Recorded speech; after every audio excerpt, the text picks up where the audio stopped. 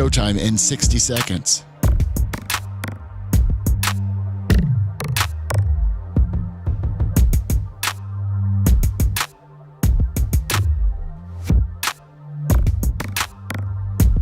"45 seconds.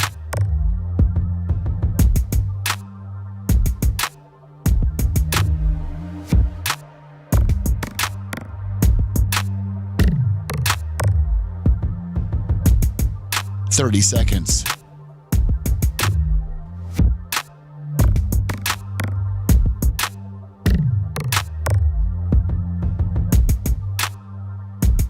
The show will start in 15 seconds, and this is your last audible warning.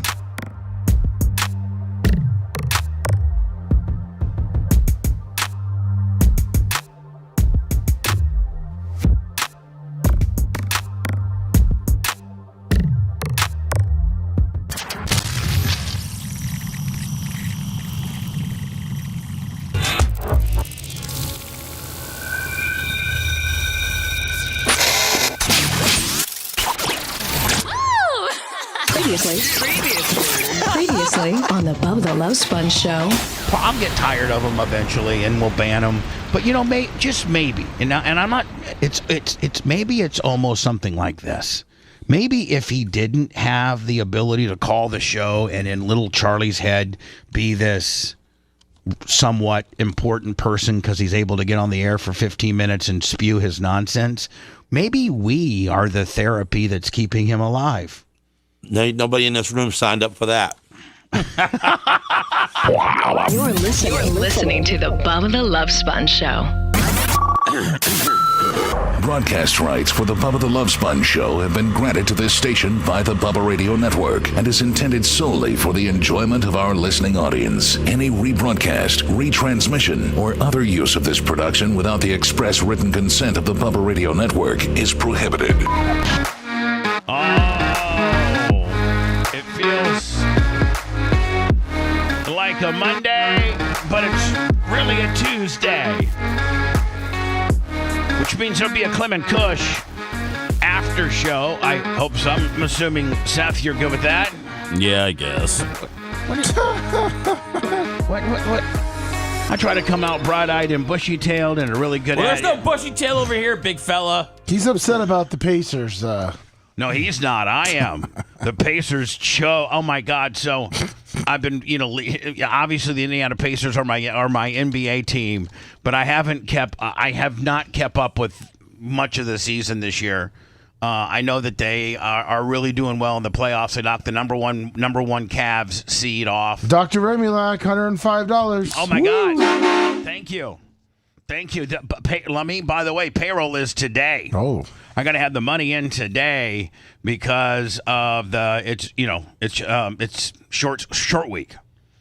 So PayPal, Venmo, Cash App, the Bubba Army help us make payroll. So, but I've not really kept up with the Pacers. Then I find out I watch and Seth has been, and so then I find out these two games they pull out of their ass in Madison Square Garden. They're up 2-0. They go back to Indy on Sunday, and I'm watching them for the first time. I'm like, you know what? I'm going to watch because I didn't have to go to work on Monday, and there was 8:00 on TNT, and I'm like, I'm gonna watch the Pacer game. Nice. So I watch it, and they are absolutely running the Knicks out of the gym. At one time, they were up by 20. And then they made a mistake where they got kind of a little lackadaisical, started substituting some guys with about 3 minutes left, maybe 2:50 or 3 minutes left, and before halftime. And the Knicks go on a little bit of a run, and they whittle it down to 13. And I'm super concerned about it because I'm like, man, you let them kind of score and get a little bit of a run going. Even Reggie Miller on the I didn't know, Seth, that Reggie Miller works for TNT and does some play-by-play. Yeah, and that was his team too, right? Yeah, the Pacers were his team, and one of the most infamous playoff scenarios when Reggie was a player is when he beat the Knicks, and that infamous he would grab his and Spike Lee would always be courtside. Maybe he still is. Is Spike Lee still courtside? Yep. And Reggie scored like. I mean, you might be able to find it for me, but like, weren't the Pacers down by like 9 with like 30 seconds left or something? It was 8 points in 9 seconds. Reggie Miller scored 8 points in 9 seconds, and it was the infamous where he grabbed his neck and did like a choking deal. Well, so the Pacers have pulled 2 out of their ass. In New York. So they go back to Indiana, the friendly confines of being home. They're up by 20 at one time, 13 at half. Then they completely stop doing everything that they did to get themselves up that by that many and end up losing by I think it was 6. It's fixed. What do you mean? Listen, The whole thing is fixed, dude. It's been fixed for 20 years. I'm gonna tell you this. I watched the game, and there really wasn't a lot of referee discretion that really caused the Pacers to choke, unless the NBA is going directly to the Pacers and saying choke. There wasn't a lot of calls or instrumental calls that went down to the wire. There were some questionable calls. A couple of them were overturned because they have challenges in the NBA, but it had nothing to do with refereeing and had to do with everything with the Pacers. This big light-skinned black dude, Towns, Lummy came to life. This Towns dude from the Knicks was shooting threes like he was Larry Bird. Bam! That's how they play these days. God. Now, let me ask you a question, Seth. You're the most familiar with NBA. Is it now like expected if you're a center or even a large what do they call that? Small forward. What's Power forward? Power forward. If you're a power forward or you're a center, like these guys are flicking threes. Is that kind of the new era of the big guy where he can flick a three? Yeah, a lot can. You know what I'm saying? Like, not, back in the day it was with Kareem and Shaq and the conventional center, the conventional, Rick Smits, the conventional over 7-footer. They were down low postmen that really never took a shot past the free throw line. Bubba, I'll be right back. I feel like I'm gonna throw up. Yeah, he don't look good, man. Really? Are you okay? Yeah, he doesn't look good. Yeah. Is it something I said? No. Is it possible NBA fixing? No, he just doesn't feel good. Go out and take a walk. Go out and get some fresh air. It's 1,000 degrees outside. Phew, Yeah, it was pretty hot yesterday. That concerns me. Yeah. Yeah, he didn't look good. Yeah. So the Pacers feels better. completely, absolute. How do you, if I'm a coach, Bubba Carlisle, and you're up by 20, and all you do is just tell your guys, run the clock down, unless you got a layup, run the clock down to 20 seconds or 20 with about 8 to go, and then take that shot. And if you do that every time, What were they doing? just screwing around. You know what they were doing? They were passing too much. Halliburton, there'd be many a times he'd drive to the free throw line or a little bit before, and then he'd pass it, kick it out to the three. I don't like that. You got a Halliburton, one of the best guys in the league. What's his percentage of 10 foot in, because the free throw line's 10 foot, right? Yes. What's his percentage of 10 foot in, or his playmate that? Listen, the best 3-point shooters shoot 50%. He's 46.7% overall, 38.7 from the three. So he's 48 from 10 foot. Yeah. Overall. Yeah. All right. So the best 3-pointer in the league. I mean, what 3-pointers do the Pacers have? They got the Neesmith kid, and they got another kid, but they would kick it out to him on the 3-pointer, and then they would clunk it off. They'd clunk it. then no one under the board for the rebound. Yeah, and then that Towns, that big, huge, light-skinned black dude would just dominate everybody. And I think actually Indiana won the rebound, like 39-37. So I just couldn't ruin my Saturday night. I get frustrated when I watch NBA basketball because they absolutely play zero defense too. So I watched that game. I think that was Sunday. I think was that Sunday? That was Sunday night. Yeah. Yeah. Saturday night, I watched a lot of TV. Oh, okay. I watched a lot of TV. I did have Operation Kayfabe that I did on Saturday day, and it was Big Red, and it was Mushroom Mitch, and it was Creatine Travis, Tease, Bob Cook.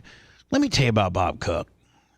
That guy's 63 years old, and he can outwork every one of us. Really? That guy, and I'm not telling you what Operation Kayfabe has a lot to do with what I'm asking you to take back to Sunbelt for me today. Of course. Yeah. And that's tough work. That's tough work, if you know what I'm saying. Yeah. Dan, I saw a piece of equipment out there. Yeah, Is that what you're talking about? You know what, Dan? You're learning. I saw a piece of equipment exactly because we're kayfabing it. Right. Yeah. It surprised me to see that particular piece of equipment too. Yeah, I used that piece of equipment this on Operation Kayfabe Saturday at 8:00. Wow. Now, did everybody appreciate the fact of because that piece of equipment that's on my truck is kind of sticking out a little bit, and I didn't want you to jam your Cybertruck into it. We're up and at the when we pull into work, it's a little bit dark and dusk. And we're sleepy. Well, and you're sleepy, but we do have pretty good parking lot lights. Yeah, we do. Great parking lot lights, but still, as I'm pulling in, I'm like, I missed the turn. Like, sometimes I'll go straight through and then cut around the back and have to come back 2 roads to get to Nassau. Right. And I took the first one by accident, ended up in a dead end. Because I'm half asleep but coming in here. But I think you probably appreciate as I was coming, as I came to the studio this morning. I got this thing that I got to take back to Sunbelt, and I want to put it as close as I can to Lummy's truck because Lummy's taking it back to Sunbelt for me. I'm giving him $50, and I wanted to put that piece of equipment as close to Lummy's vehicle as I could. Because it's not that heavy. It's not that heavy at all. But the tongue, you got to move the tongue over, right? Well, it sticks out. It does stick out. It sticks out. And I appreciated the cones. No, so I'm like, I'm gonna put some cones on here because if I don't, this is gonna end up in somebody's grill. Yeah. And I don't want Jay, in here hot spotting it. Like you're not in. Can you? Well. Yeah, I can imagine that'd be fun. Oh my God! Can you imagine how Jay rams into the wheel? And then I would have to pay for it. But no, then you wouldn't. Well, user error. Well, it's my and it's my parking lot. Yeah, you have to but here's the deal now. If you would hit it now, I think everybody would agree that that's not Bubba's fault. Nope. Like he did everything. Two of them. I put 2 cones. Two cones surrounding it. And the big one, let me is the first cone was kind of a lightweight Willie, but then I got one of those big cones. Led the charge. It's very visible. The only thing I worry about is backing out today. No. You'll be fine. Yeah, it'll be fine. I'm already going to Adams at FenderWorks today? This week. Today or tomorrow. Yeah, he's fixing the Cybertruck. That dude. He can fix the side. He can fix Teslas. That dude can fix anything. I think he's got the strength of a gorilla. He does, dude. His hands, he makes me nervous. Here's the Shake thing. his hands. Can I just tell you something? Don't get him upset because he gets into a whole nother gear. His wife has to calm him down, and I don't think she's at FenderWorks all the time to calm him down. And he gets just. I mean, I don't know if he took his calm him down medicine today or not. But at one time at BARP, 2 years ago, he got mad. I forget who. Wasn't it Big Red?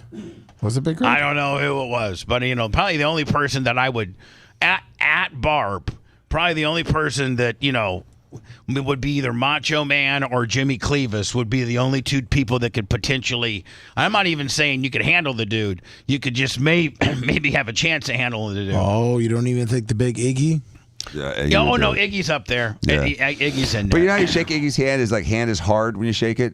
And you know who else? Same with Adam. It's a rock. You know who else is pretty tough too, Lummy? Who? Buck.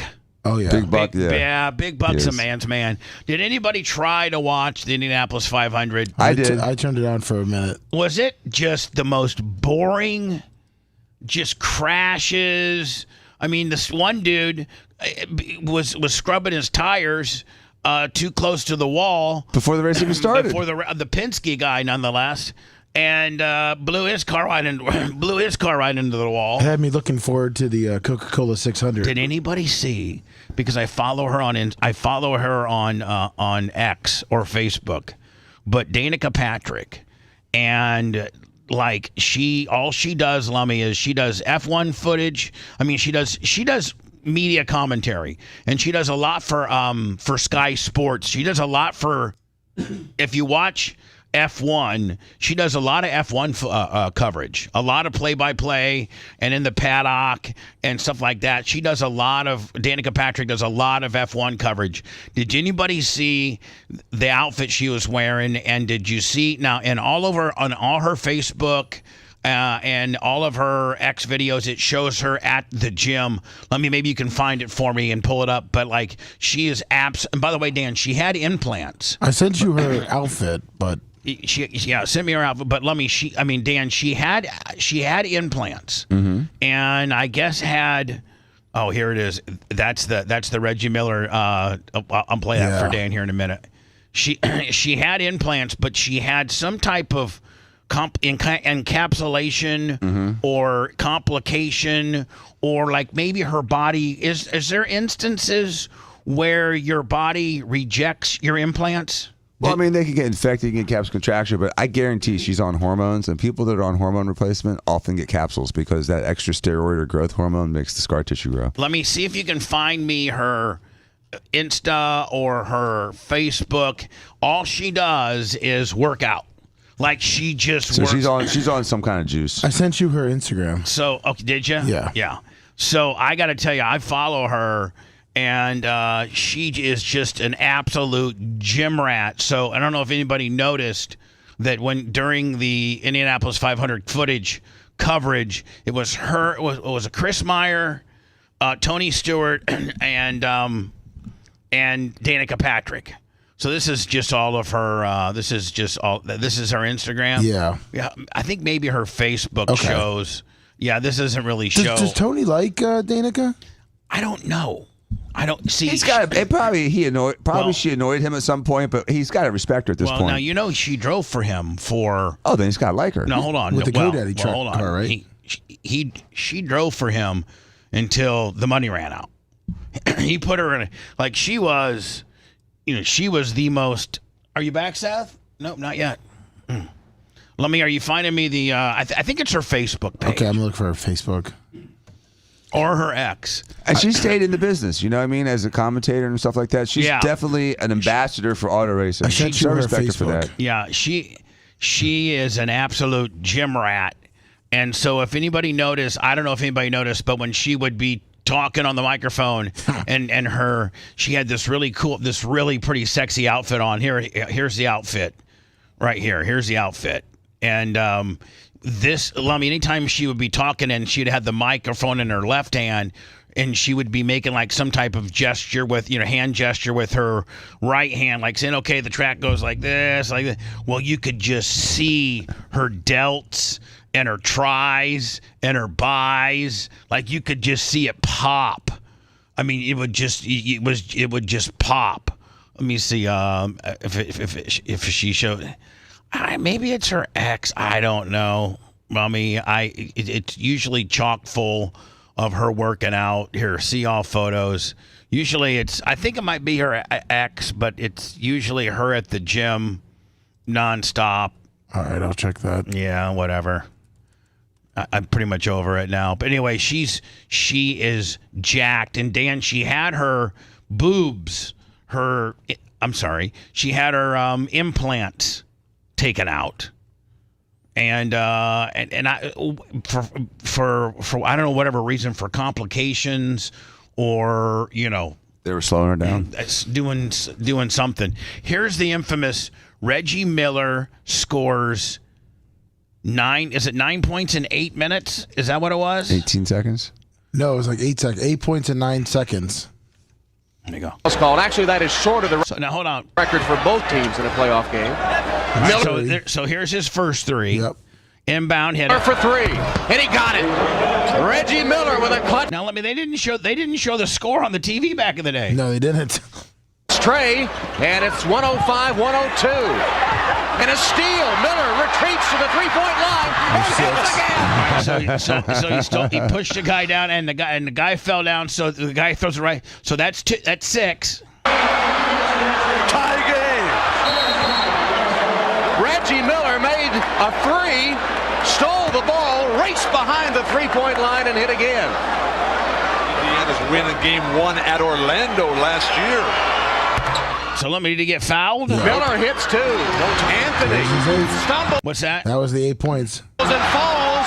All right. Well, anyway, wish the Pacers had a little bit of that action this past weekend. Let me see if you can find me. I sent you Danica Patrick's. Does he own part of the team? No. Reggie Miller? No. He didn't own part of it? He didn't own part of it.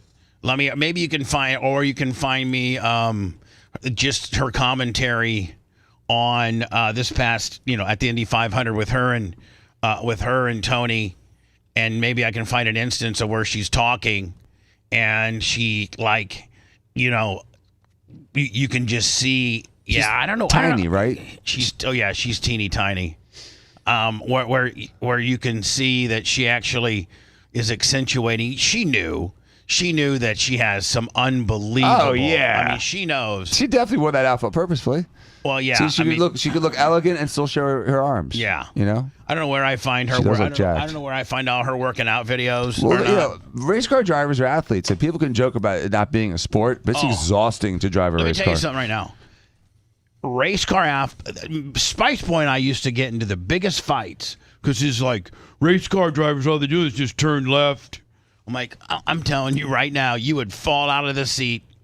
I mean, it is grueling. Absolutely, they are athletes. 25 minutes in a car is exhausting, let alone 2.5 hours. Yeah, exactly. I watched the Indianapolis 500. I was disappointed.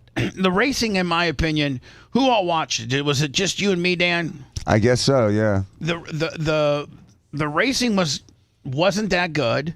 It was crash filled. It was non-eventful. It didn't go down to that last lap pass. I don't know, the favorites. I don't know.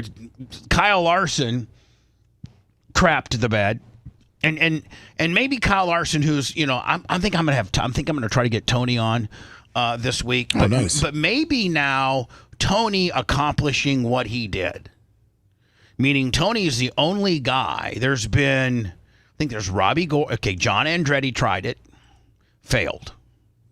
Now, when you do the double, that means you race the Indy 500 and the Coca-Cola 600 all in the same day. And so let me try to find. I just sent you Danica Patrick from the pregame. Okay. Did they have Rob Gronkowski too out there? Oh my God! Yeah. They tried. They had Tom Brady, Michael Strahan, Rob Gronkowski.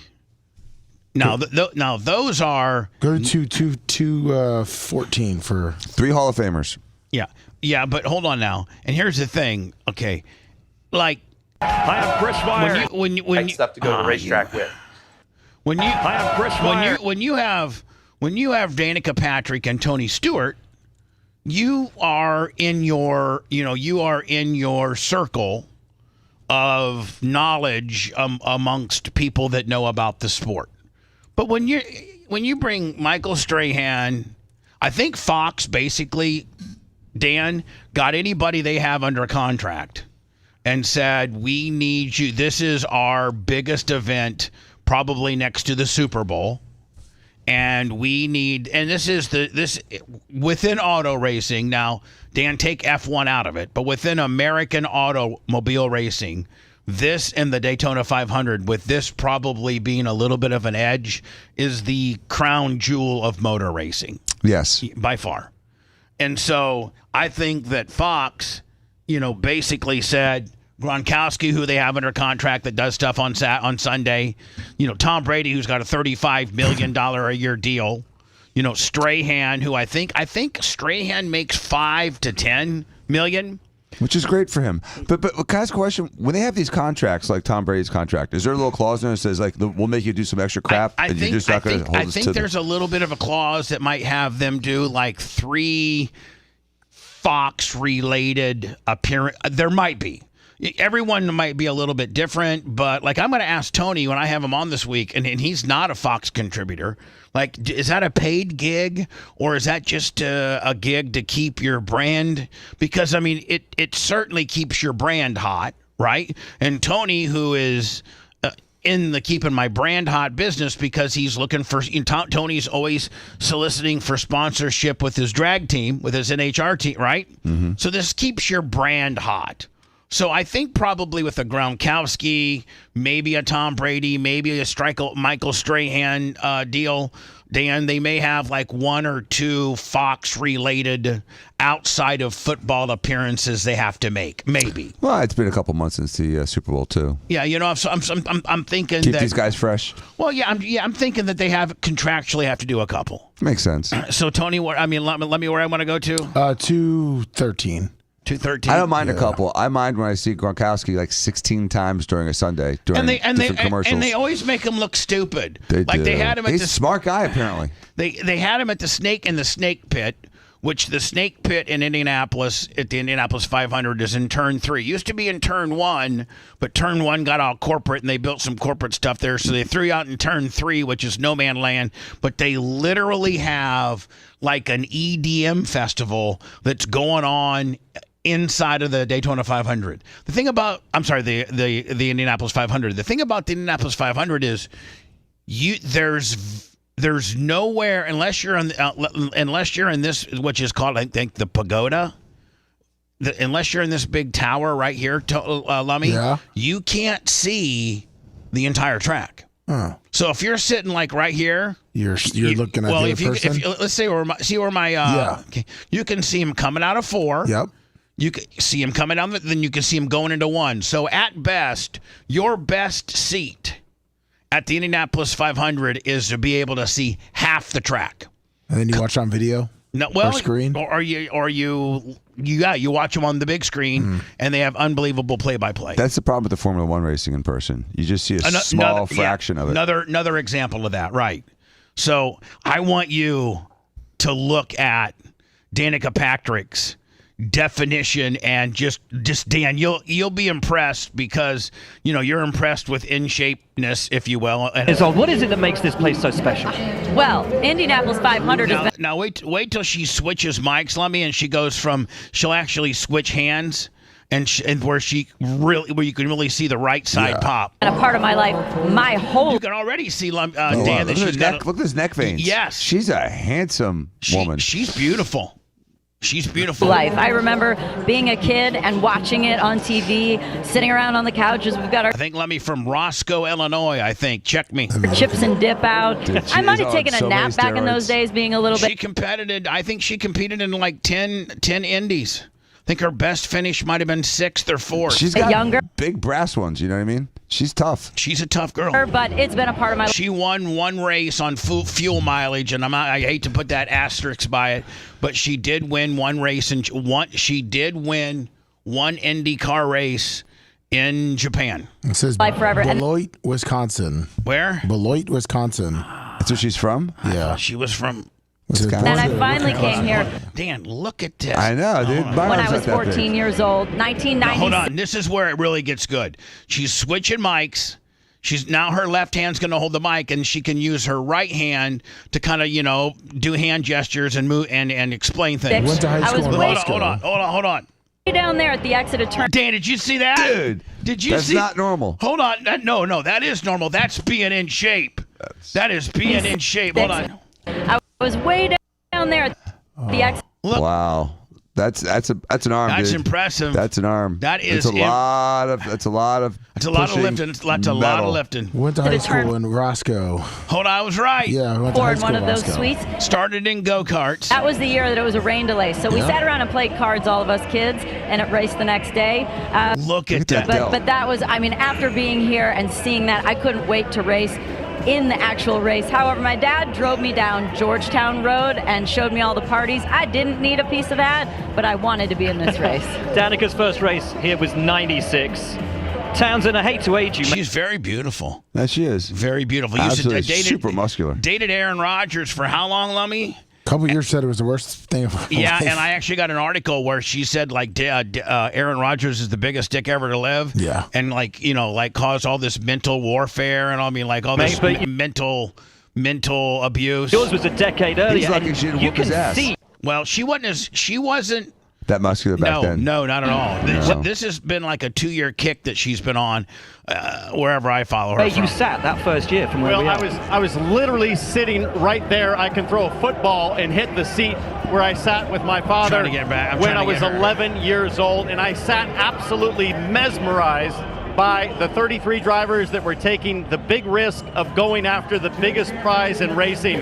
But somehow I managed to get from that side. So anybody we recognize. So they always job Gronkowski out to be like the jobber dude. So this is the snake pit within the Indy 500. And by the way, there isn't a one of these people that watched 1 minute of the race. Why do they call it the snake pit? Because it's just called... back in the day, back in the 60s and the 70s, that's where all the hippies would be smoking weed and girls showing their boobs. And they've now turned it into an EDM concert. But it was back in the 70s and 80s, they called it the snake pit because it was just, where shady stuff went on. Is there a familiar face? Hello? Of course, if you're going to have, you got Strahan, you got Tom Brady, and you got Gronk. You put Strahan in the pace car. Yep. They put Brady in the 2-seater, and then they put Gronk in the snake pit. Look at that. It's like, hey, everybody, it's Gronk. I'm in the snake pit. Party Gronk. Wait, who is it? Gronk. Hey, guys. It's out here. I can barely hear you guys, but this is the biggest spectacle in sports history. We got over 30,000 crazy kids around here just going absolute nuts. Over 400,000 people here overall at the biggest sporting event in a single day in the world right now. The DJ is going absolute ham, playing bangers all day long. Playing bangers. How long do you think it's going to be, Bubba, before you see him in WrestleMania? What's that? How long do you think it's going to be before we see him in WrestleMania? Oh man, he's got that. They need him. I want to see him. I want to see him wrestle the Jake Paul kid or whatever the hell. Yeah, there you go. The two clowns. The Jake Paul. Let me again, I got to thank Bob Cook, Mushroom Mitch, Big Red, Travis, and Tease for Operation Kayfabe that helped me out this past weekend. God, Bob Cook is absolutely a machine, an absolute machine. So I watched the Indy 500 on Sunday. I don't know, Dan. You're the only other person here on the show that watched it. When did Larson wreck out? Well, it was near the end. Hold on. First of all, he stalled his car on pit road. Oh. First of all, he stalled his car on pit road. Then he wrecked out. About halfway left. Maybe. By the way, John Andretti, Robbie Gordon, Tony Stewart, Kurt Busch, and Kyle Larson have all attempted to do what they call the double. And that is you race the Indy 500, then you helicopter and jet over there Charlotte, and you get into a NASCAR, and you complete the Coca-Cola 600. Only one guy has been able to. Everybody else wrecked out and didn't complete the actual 1,100 miles. Only one human being, Tony Anthony Stewart, is the only guy to have competed in both and finished both, took the checker on both, and I think he got sixth in the Indy and third in Charlotte. So maybe now him being the only guy to really do it, and Kyle Larson, who is now being talked about as to being the best race car driver of all times because of his diversity of being able to get into a wing sprint, a non-wing car, all stuff that Tony did before him. But they're saying maybe Larson's a tick better than him. I think this pretty much shows that Kyle Larson isn't better than Tony Stewart. Tony Stewart never stalled his Indy car in the pits twice. Don't forget last year, Larson had a speeding violation in coming into the pits. That ruined his chances. This year, he stalls his car in the pits and then gets into a wreck, ruining his chances. Tony Stewart didn't do either on his two attempts. Maybe that just goes to show you how good Tony Stewart really is. I mean, you can't win if you don't finish. Well, you can't win if you and here's the deal: you're not gonna win the Indy 500 if you make any mistake at all. The competition is so tight, just like in F1. You stall your car in the pits, you're not gonna win. Done. Yeah. You get into a crash, you're not going to win. Mm-hmm. So you get a speeding violation in the pits. Although F1 you can't. It's impossible because they have these. They have the car is hooked up to this this program that as soon as it goes past this line, you can have it mashed all the way floored, and the car will only go so fast. Yeah, but Bubba, sometimes you don't slow down in time, and I've seen violations entering the pits. Entering the pits. Yeah. Not coming out, but entering. So maybe Kyle Larson isn't. Maybe Kyle Larson still has. In my opinion, being a race fan, I think Kyle tried it. He tried it twice. He didn't succeed either. Move on. This was supposed to be the year that he was going to learn from his mistakes. Last year, his mistake was speeding on pit road, which caused you to have to drive all the way around, then do a start and stop, which at that point you're done.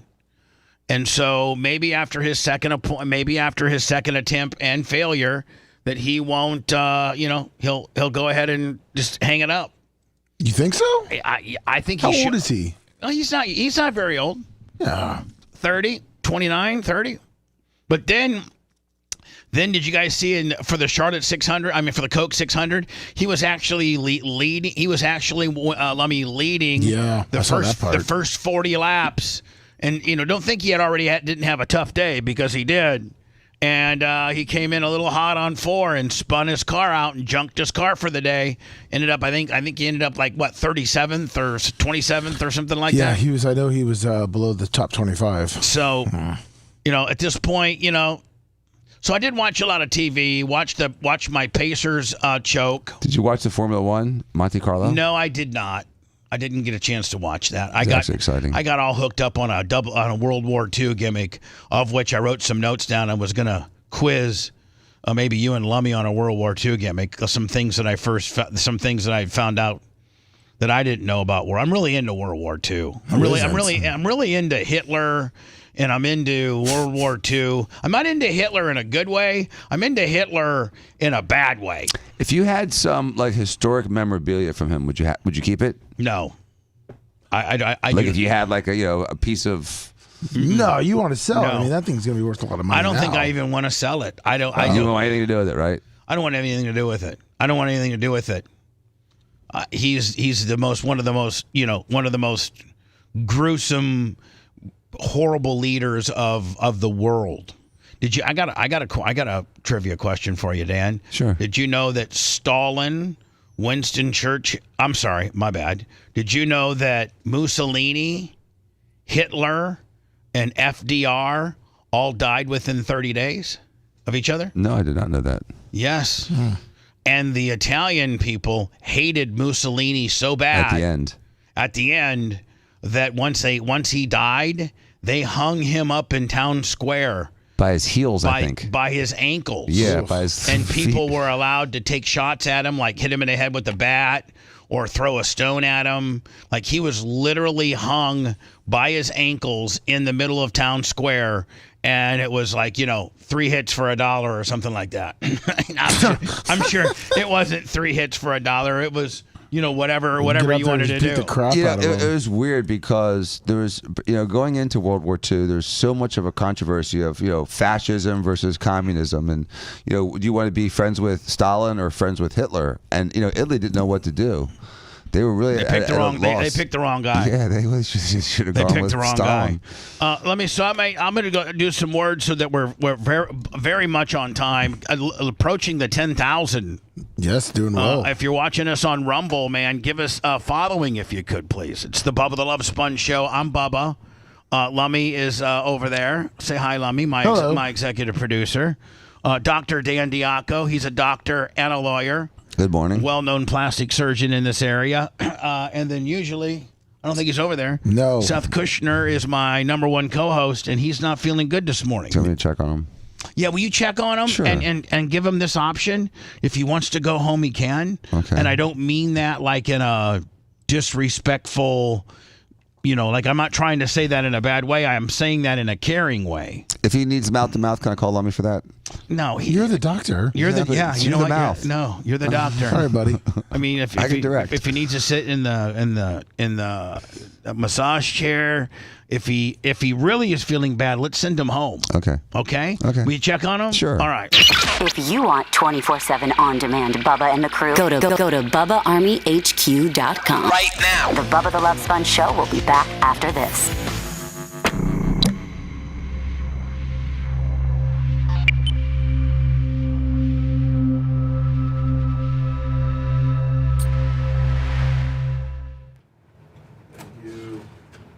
Dr. Remulak.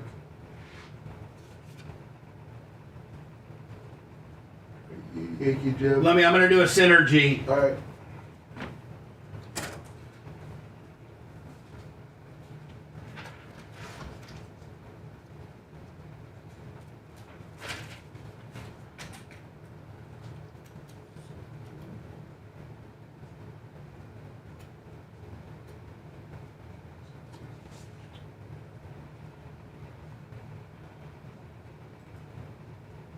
Yeah, Grumpy, you heard it.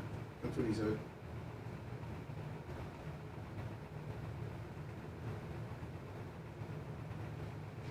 Is that what you would do, Erwin? Let's get the Tuesday going. It's payroll. Love Army tips. Let's see here. 25 from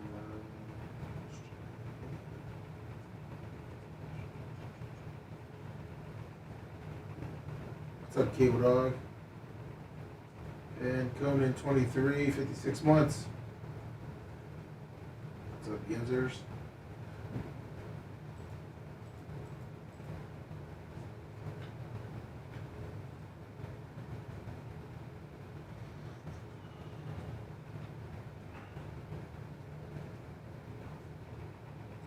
No, grumpy old biker. That's not what he was even fine for.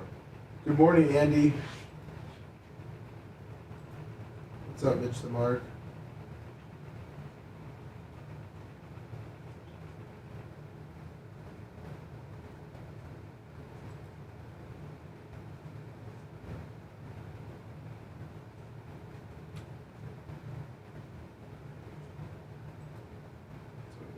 Murph.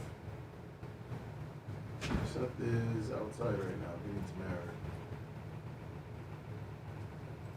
What's up, Jeff? Trade Tuck Todd, you get on him.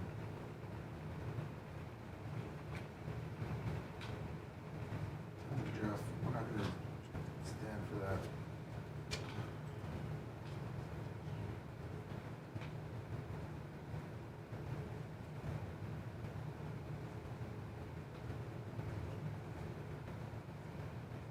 I'll have to look that up. What's up, Scott Starboard? What's up, Cash? Money. Hi, Lummy. Hi, Bubba. What's up, BS profile? There's over bits, grumpy old biker. Let's try it.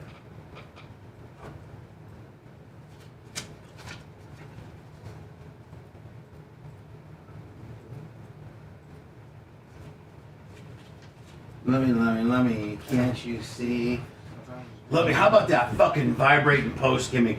We need one of those more than humanly manly possible. Oh, fuck yeah. I mean, I wrote their little code for it, so it's in the system.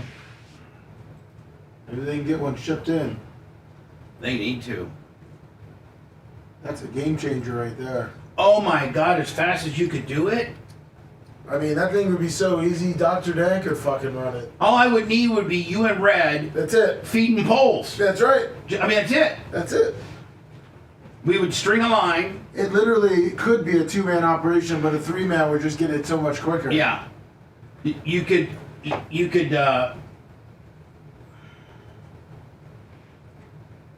could be feeding him while he's getting the next one lined up. Yeah. Marking it, lining it. Well, we go out and pre-mark the line. Yeah. And then Fuck, we wouldn't even have to pre-mark the line because it's 55 in the rain with my shit. So we would just literally put fucking orange dots on the ground. Yeah, we just get that marking. And then have the chain at the length that it needs. We don't need a line. That line is like, you have to be perfect. I don't got to be perfect in my shit. No, plus we could always probably adjust it over or whatever. But like you said, you don't need a lineup. Just throw go every 8 feet and spray a dot on the ground. Yeah, I mean you could eyeball it at that point, and if anyone's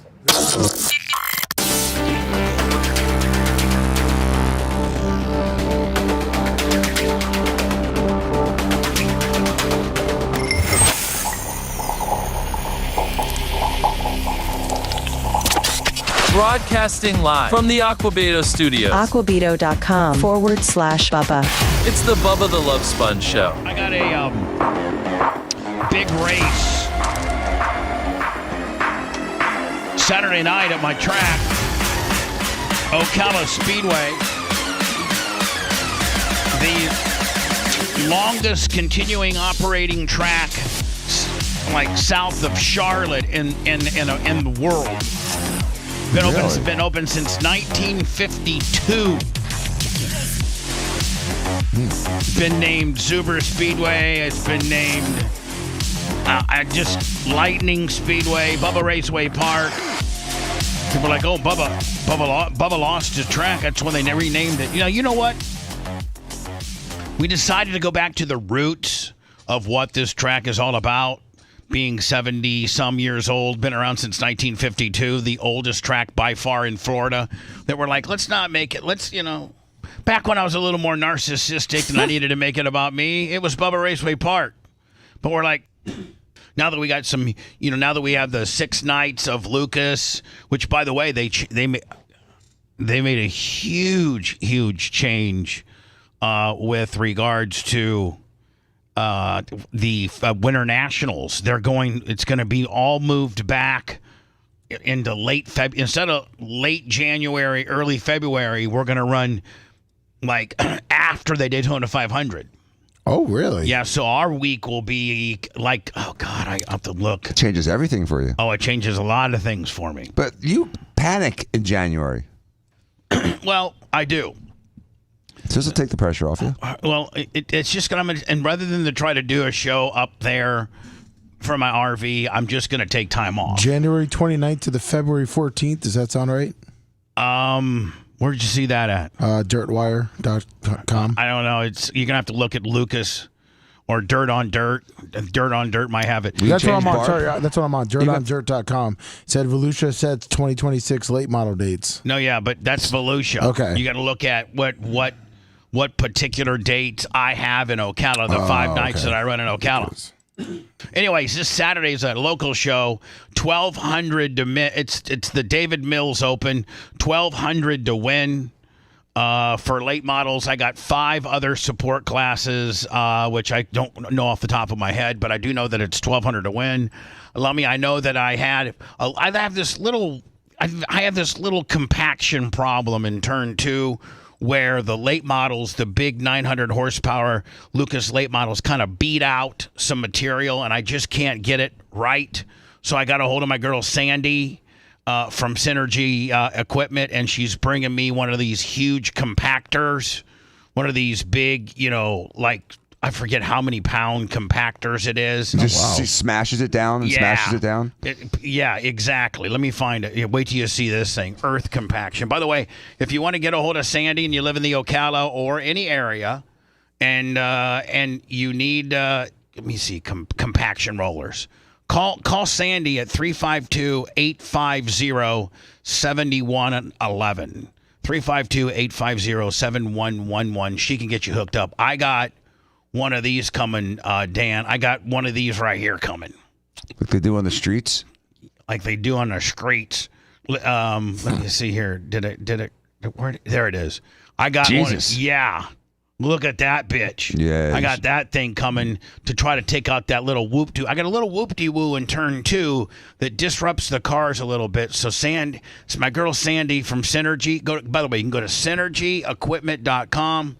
and find, I don't know, how any location that they have. Anybody that can listen into my voice right now, they'll have a location near you. They got, I mean. Looks like you're February 24th to the 28th. Yes. February that's only 4 days. Yeah, Tuesday, Wednesday. I'm just on the Lucas. I think model. we're Monday practice, then Tuesday, Wednesday, Thursday, Friday, Saturday. Wow. With Saturday being 25,000 to win. So this You should week, run over. They should run pedophiles over with this as their punishment. they should run any bad person over. Yeah, just the bottom half. I don't even know what this thing. How much? What Waist this? down. I don't even know what this thing. How much this? It's got to weigh what, I don't even know 8 tons, what it weighs. 16,000 pounds, Oh my God! something like that. It looks like it weighs so much. Synergy equipment. Here, let me Pad see. foot? Where's it? See, where's it? I'm trying to full specs. Here, let's see how much it weighs. No, it's not giving me the full specs. Let me online. Well, anyway, I know it. It's the heaviest. It's the roller with pad foot, 25 foot by 84 foot. So it's the heaviest that Synergy has got, and I'm getting it Thursday. Now I know we got a little bit of rain, and these don't really stand up that well in the rain. So I'm gonna have to try to when it's dry to get after it a little bit. So thank you, Sandy, and thank you, Synergy. Go to synergyequipment.com. And rent. You can buy, you can rent, you can long-term rent, short-term rent, by the day, by the week, by the month. You name it, they got it. Thank you, Synergy. Seth, how you doing? Are you feeling better? It weighs 3,500 pounds. No, it weighs more. That's than what it that. says. There's no way. That thing probably weighs 8,000 pounds. Whatever. Yeah. I think it weighs more. Maybe you're looking at one of the littler ones. I don't know. Seth, you okay, bud? Yeah, I'm all right. What's wrong? I think I just had a little bit of the physical illness meets mental illness. No, Bubba, everything's wrong in his world. I can't believe he's even here. I like to call him a pussy. He's got so much crap going on right now that any of us would be down in the dumps. And he's a stud to actually be here. I mean, I know you weren't expecting that out of me, but he's got so much crap going on in his little circle of world. It's amazing he's even standing upright right now. So, Seth, I'm sorry you're dealing with all that crap. Thank you, Dan. It's bullshiz. I can't believe it. Can I talk to him about it privately? Yeah, and, you should. And send him home? You don't have to send him home. He's not a pussy. He's just really has a ton of crap. I mean, real BS crap on his plate, and it's nasty, mean stuff going on in his world. It's BS. I'm sorry you're dealing with it, Seth. I hate crap like that. Seth, I'm sorry. No, I appreciate. Thank you. You and Dan. I are close, and if you need some time off, please ask for it because I'll give it to you. No, I'm good. I just He needs to hit that big red reset button in his world. I think it's just a big red pen. Hold on. Big red THC vape pen. Yeah, it's like big red pen. I mean, I don't know. It sounds alarming, but I would try it. I feel like the president of France right now, Bubba. I feel like life is his wife right now, just slapping me around. Yeah, hopefully you're not gonna get pegged by your wife later like he is. So anyway, I'll get to Seth privately after when we go to our next stop set. Yeah, I'm sorry. Don't be sorry. Lummy 11,000 and growing on the big front page of Rumble. Follow. We are the Bubba the Love Sponge show. We will get into the Joe Rogan found God clickbait here momentarily. So we got this guy named Kurt Morgan. Okay, yes. and he lives in Tampa, Florida. But not only does he live in Tampa, Florida, and he listens to the show, and I've met Kurt, and he's by the way best friends with Gene Lasker. But he's also he's Jay Diaco's father-in-law. Yep, and he used to work with Gene's brother too. I wouldn't wish that upon anybody. But anyway, what I'm saying is, so this guy, Kurt Morgan, just a regular dude, like a man's man. He started years ago this industry called Morgan Exteriors, and it was just It was more Morgan Windows, I think, at first. Yeah, he just did windows at first. Yeah, He and by the way, he didn't have a big fancy crew. Nope. Him and two other dudes would roll up to your house and put new windows in. That's what it started like 25 years ago. Just busting his ass just putting in windows. Well, that kind of has morphed into a very large business called Morgan Exteriors. They do everything now from windows to gutters to siding to if it's on, if it's on the exterior of your home, he can do it. And Kurt has the luxury now of, I think they have 2 branches, not only a Tampa-based branch, but I think also maybe either a Sarasota or a Lakeland branch, I think maybe, or a Pinellas County. I don't know. I just know Lasker goes, let me tell you something. Kurt's doing so damn good that he doesn't have to do windows no more. He's got 600 crews that do it. Orlando, Fort Myers. Yeah, so he's got 3 big locations. And he has always been a race car driver. Not only himself, but then once he took himself out of the car. See, this is what Gene Lasker. He did motorcycles too. A lot of motorcycles. This is what Gene Lasker needs to be doing. Gene Lasker needs to be getting out of he thinks he can still go out there and run a race car and get into the ownership side of things. So Kurt, which by the way, his race shop is part of where Jay keeps a lot of his leftover, some of his more exotic cars. Jay has. We've also evacuated to that shop during hurricanes in the past. Yeah, exactly. He's up at Lutz, and it's high ground. Right, and his shop is amazing. It looks like this is him on the road. This shop here is not his shop. This shop is a shop that he was borrowing in Indiana as they were getting ready for last Saturday night's Little 500. Now, the Little 500 is a 500 lap race at a quarter-mile racetrack, and it was the 77th running of the Little 500. They're 410 non-wing sprint cars that for the last 77 years gather in this little high-banked quarter-mile asphalt track in Anderson, Indiana. And it's always the night before the Indianapolis 500, hence the Little 500. And it's the most prestigious race amongst this particular genre of race cars, which are 410 non-wing asphalt sprint cars. So Kurt, for years, kind of just did the local scene, and he had this one driver that he was loyal to and he should have fired 10 years ago. And the guy was a 2nd to 8th place finisher. Kurt always had the equipment, and this racer that he had, this local guy, was just like to fight in the pits, and just it was very frustrating for Kurt because, as you can see, Lummy, just that body kit, which is carbon fiber, just that body kit is $8,500. Just the body kit. Wow. Now the fiberglass one is $3,000, but in racing, Dan will tell you, weight and rotating weight is everything. So if you can have titanium lug nuts compared to steel lug nuts, that's rotating weight. And again, you want to get unsprung weight. You want to get your car as light as it can. So rather than to have a 5-pound or 6-pound fiberglass body on your car, you put a 3-pound carbon fiber body on your car. Now that costs you $4,000 extra, but Kurt doesn't care. So Kurt, about a year and a half ago, went out and said, I'm going to get me a driver. And he went out and got Davey Hamilton Jr. Now, Davey Hamilton Sr. is a famous open wheel racer out of Indiana and has competed in several Indy 500s. His father was a race car driver. So this guy, this Davey Hamilton Jr. guy, is a 3rd generation, driver out of Indiana. And this kid had lost his ride for whatever reason and needed a ride, and Kurt needed a driver, and it was a perfect marriage. So Davey Hamilton Jr. came down to Florida about a year and a half ago, and these races that Kurt used to get 2nd and 3rd, 4th, and 5th in, he starts now winning. And I'm talking winning a lot. I'm talking he's the premier.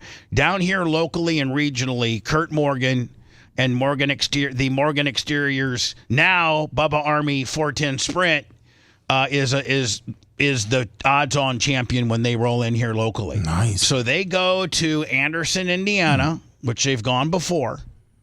And there's 33 cars that make the field, and there's like about another 15 or 20 cars that don't make the field. And Davey Hamilton Jr. puts this car on the inside of the front row, P2. And so Kurt listens to the show. Like Kurt watches or listens to the show. So hi, he'll Kurt. text me during the show and say stuff. Hi, Kurt. So I throw it out there to Jay or to maybe to Kurt. I said, hey, can I get the merch crick to overnight you some Bubba Army stickers up to your hotel that you're staying in Indiana, and you put them on the car?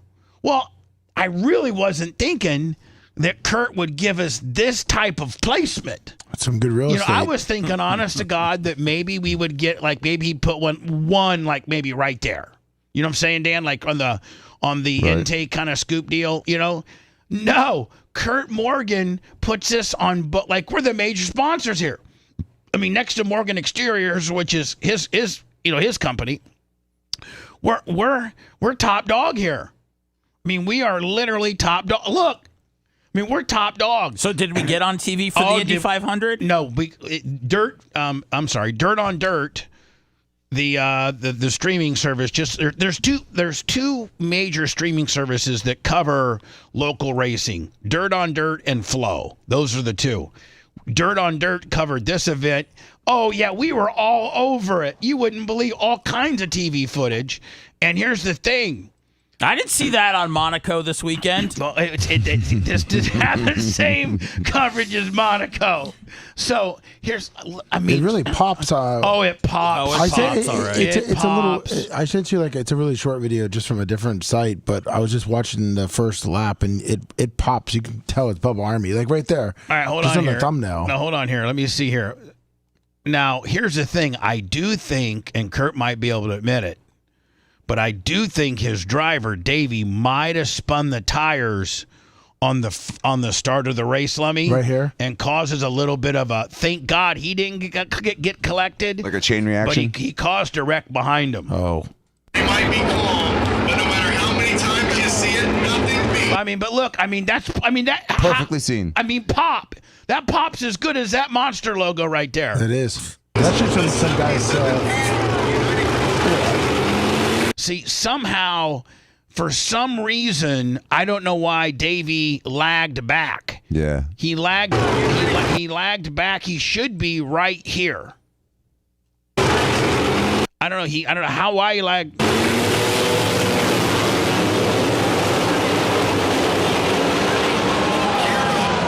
And he caused a huge thing behind him. But anyway, he went on. Oh, look at that footage. Bubba, anytime you got a racing deal with highlights and stuff. What's that, buddy? Anytime you got a racing deal and you got highlights, you're going through it. I don't think I've ever seen the same car or race twice. I don't think you have either. Every time's a different car, a different make, a different circuit. Look at that. I like the one Tony Stewart does because it's over in 3 seconds. You like what now? I like the racing Tony Stewart does because it's over in 3 seconds. Straight in 4 seconds? Oh, yeah. That really gets you hard. Oh, that's all I need is 3 seconds. But so he goes on, Davey Hamilton Jr. goes on to is that not? It pops. That pops. And so Erica noticed over the weekend on Sunday, Dan, there was like an 82% spike in the Bubba Army store. Like people, they were watching it. They were seeing it. Well, people Googled what's you got to understand. Most people don't know what's Bubba Army. You know what I'm saying? Yes. Like let me see. Let me what's Bubba Army? Let me text that. Let me do that. The first thing that comes up is directions to the Hogan's Beach Resort. The Bubba Army is a term reflected. I'm sorry. It is a term referring to the dedication and loyal fan base of Bubba the Love Sponge radio show. Here, show more. And its host, Bubba the Love Sponge Clem, according to Bubba Army HQ. It's a community of listeners who enjoy the show's outrageous content, unfiltered conversations, and overall chaotic Hold on. Overall chaotic and entertaining atmosphere. The term is used to describe the passionate and supportive group of the people who follow the show and its personalities. That's perfect. And then let me the first thing that you can click on is Bubba Army HQ. That's right. So presence. Can you ask for better placement than that?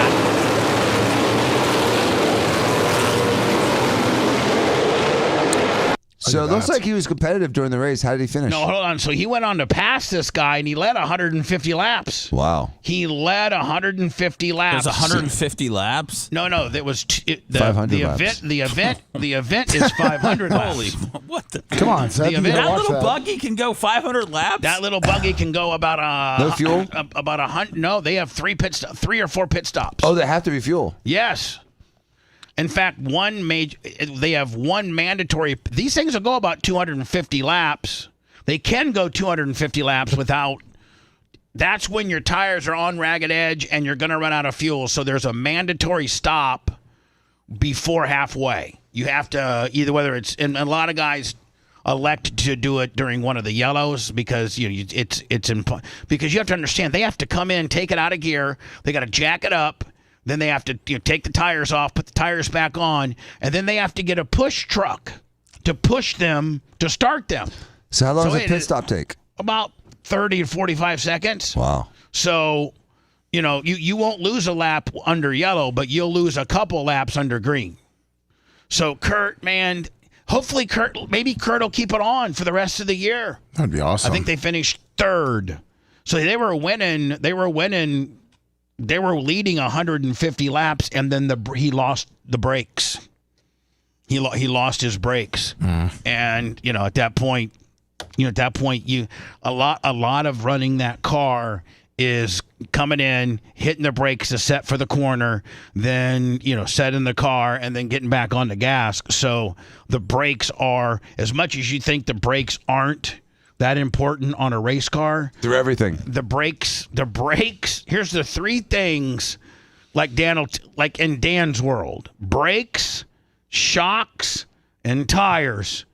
Right? I think it would be brakes, tires, shocks, but yes. I'm not putting it in any certain order. Yeah. The 3 components that you need the most are shocks, brakes, and tires. What about a dually?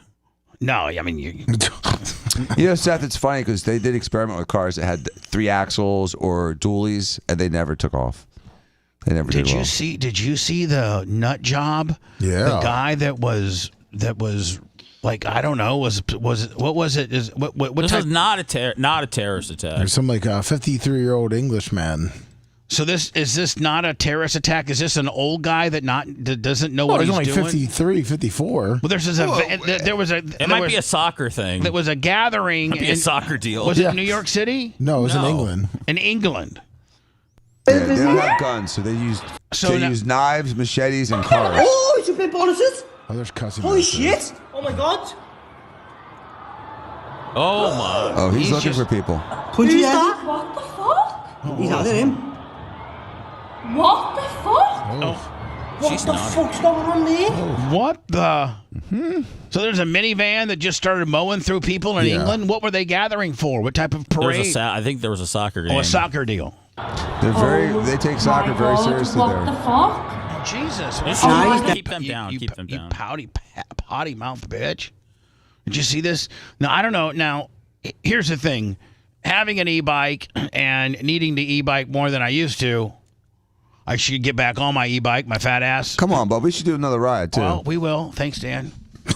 But this is New York City, and there is a bike trail that is denoted right here, as you can see, and this is for bikes.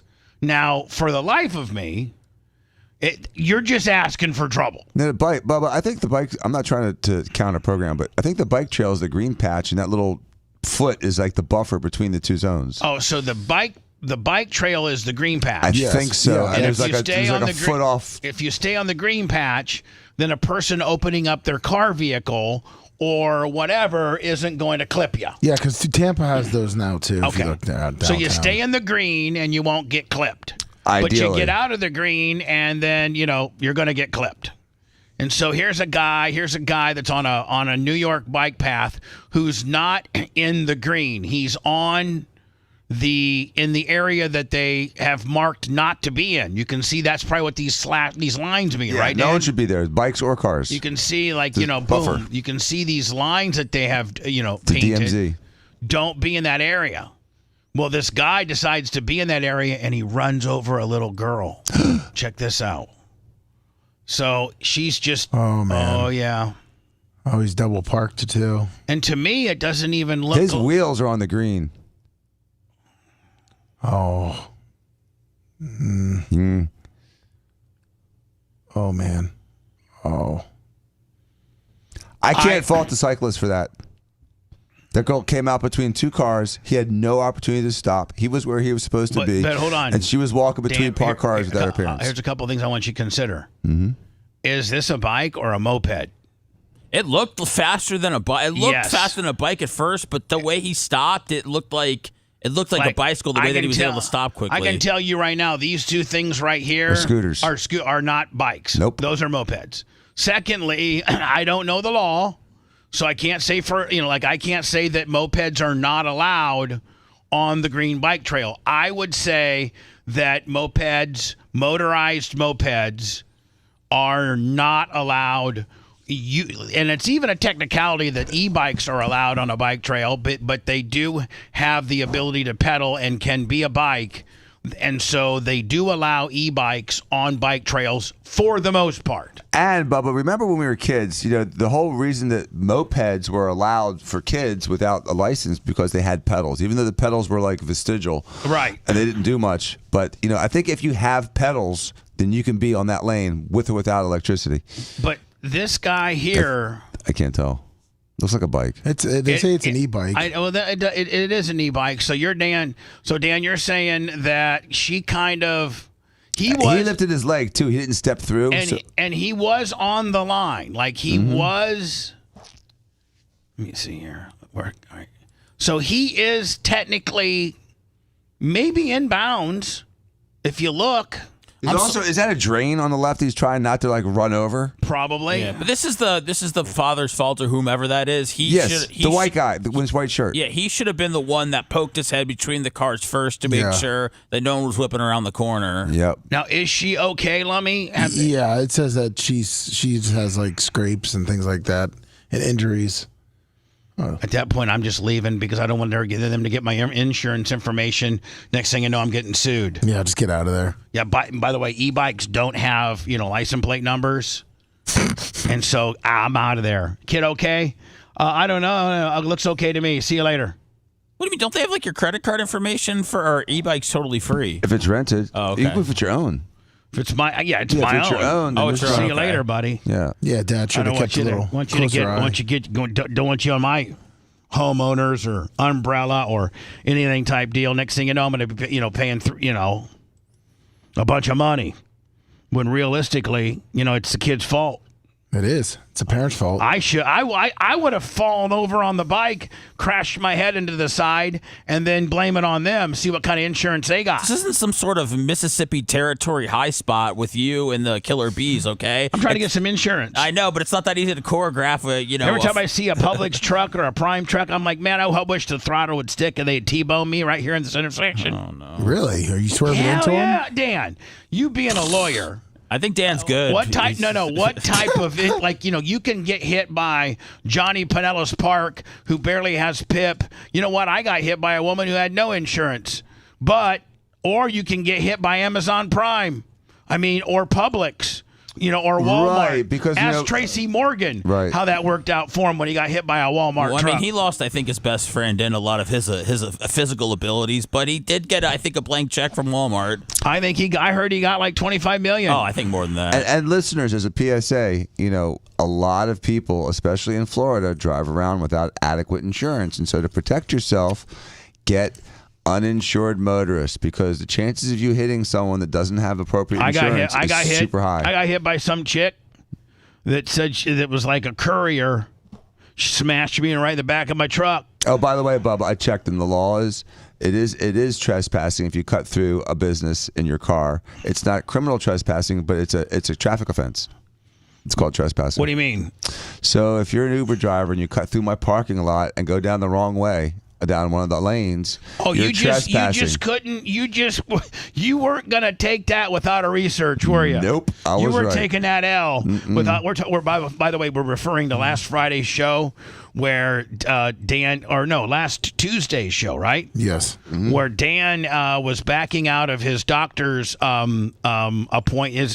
his parking spot. At his doctor's office, and this Uber driver is going the wrong direction in the parking lot and smashes into his Cybertruck, which is going to be headed to Adam from Fenderworks. And Dan he just came unglued and wanted to trespass the guy, or said the guy was guilty of trespassing. And me and Steven kind of didn't belittle Dan, but tried to like calm him down and say and correct him and tell him he was wrong. So you did some research. Yeah, there's a statute. There's a Florida statute that governs it. That says if you cut through a business parking lot going the wrong way, even going the right way. You cut through a lot. That's why people, like, if you're at a red light and there's a gas station there, and you try to cut through the gas station, that ticket they give you is a trespass ticket, because a cop will give you a ticket for that. Okay. Well, I'm just, I'm glad for the clarification. And if you ever get in a car accident or get injured, please call the law firm at 888-SOS-FIRM. Want to listen to the show on demand and on the go? Enlist today at BubbaArmyHQ.com. Sign up and start listening. The Bubba the Love Sponge Show will be back after this.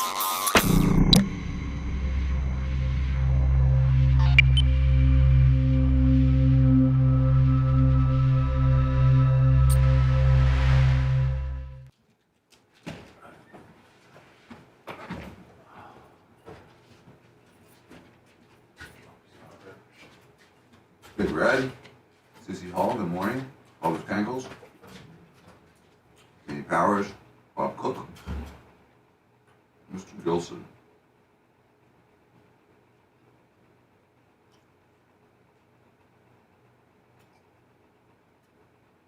Grumpy old biker.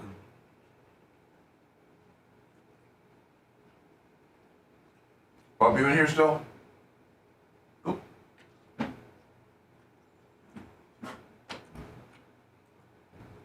TJ Roy, Lucia Lip, I think it's at home. Blonde Diva, BS Profile with Danny Jean, Holy Yoke, Joe, the Supermark, Yankee Jib.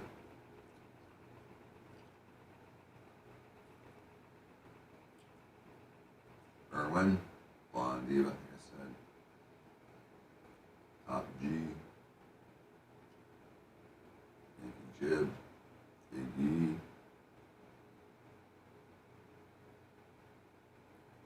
Dale, Dirt Merchant,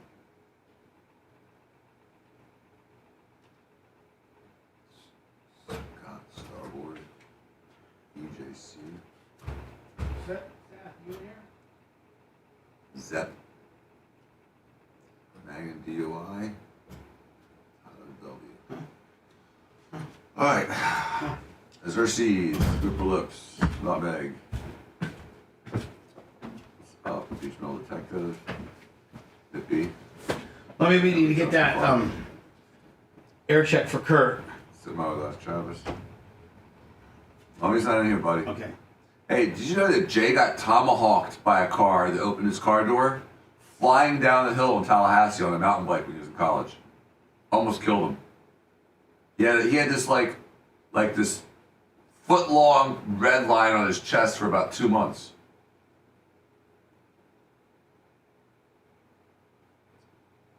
Well, 223 Julie. Really? Like that name. Pardon? I said, really? Yeah. Whoa. Ask him about it. Samson. What's up, Rumble? Can you get us up to our all-time record? I don't think we'll hit it. 26? No, 27. 27. 27, 229. Hey, I need the Morgan and this energy. Yes, sir. Hey, Lummy, I need the Mint Mobile. Got it. Thank you. Hey, look, thanks again for the game, Sunbelt. Yeah. Oh, yeah. Danny enjoyed it. And like he keeps texting me. They won 13-0. They won 7-2. I mean, he's following it out. Nice. A little closer than he was before. Pleasure, Bob. 16 minutes. Yeah, on fire. Bigot on socialist media. Interesting name. Yes, profile. Danny G said next Monday is Dr. Dan's birthday. You want to skip Clem Kush? No. I'm skipping pigmentation. Okay. I'm gonna do that tomorrow. Okay. I can't. I won't be able to do 2 today. Sullivan. We could skip. No, let's do. We didn't do a come up uncensored yesterday. Kabuki Jones, Robert Smith, Thomas Gilson, Highway 7. I'm fine. I'm better. I just have to get over the hump when I'm going through that stuff. Then I'm good. Okay. What's up, Alan Close? Just have Mint Mobile's in your email. Thank you. No problem. Did you really send me something? I didn't need anything. I may have sent it to her. No, I didn't need anything. I was just fucking around. I just was saying it because you were telling him to send you. I know, but I may have sent it to her. No, she's got it. Okay. Yila's got it, guys.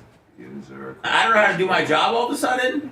No. I just sent it to her because I figured, fuck it, I got it. Why not? Well, I sent it to her. 2 are better than 1. On the podcast contact. Yeah. I figured it.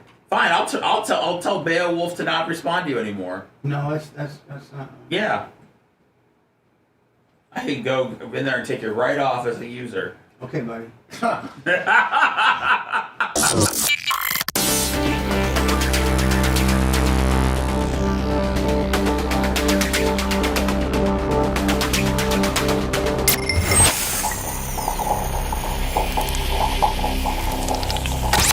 Broadcasting live from the Aquabito studios, aquabito.com/Bubba. It's the Bubba the Love Sponge Show.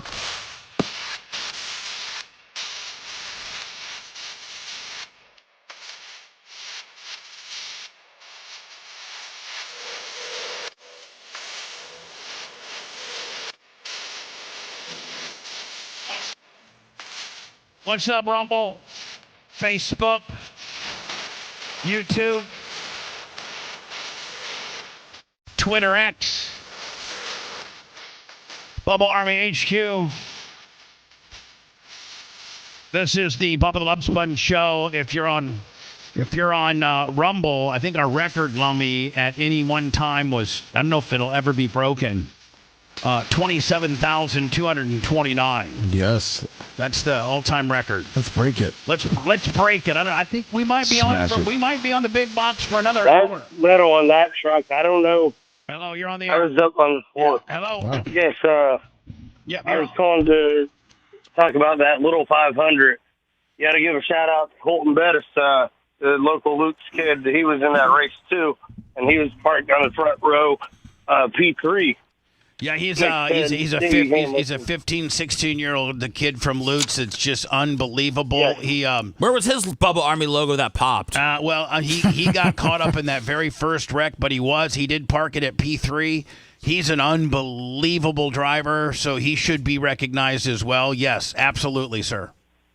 Yes, and I think one day we'll see him in NASCAR if he keeps on the right road. Well, here's the thing. Here's what sucks. NASCAR's about money these days. It's not about skill. Preach it, Seth. Here's what I'm saying, sir. I've been listening, Bubba. Listen, I think that, I might have started this, Sport Allen probably started it way back in the day when he was 13 and got into a 360 sprint car, but I had my son in a 360 sprint car at age 11 and 12.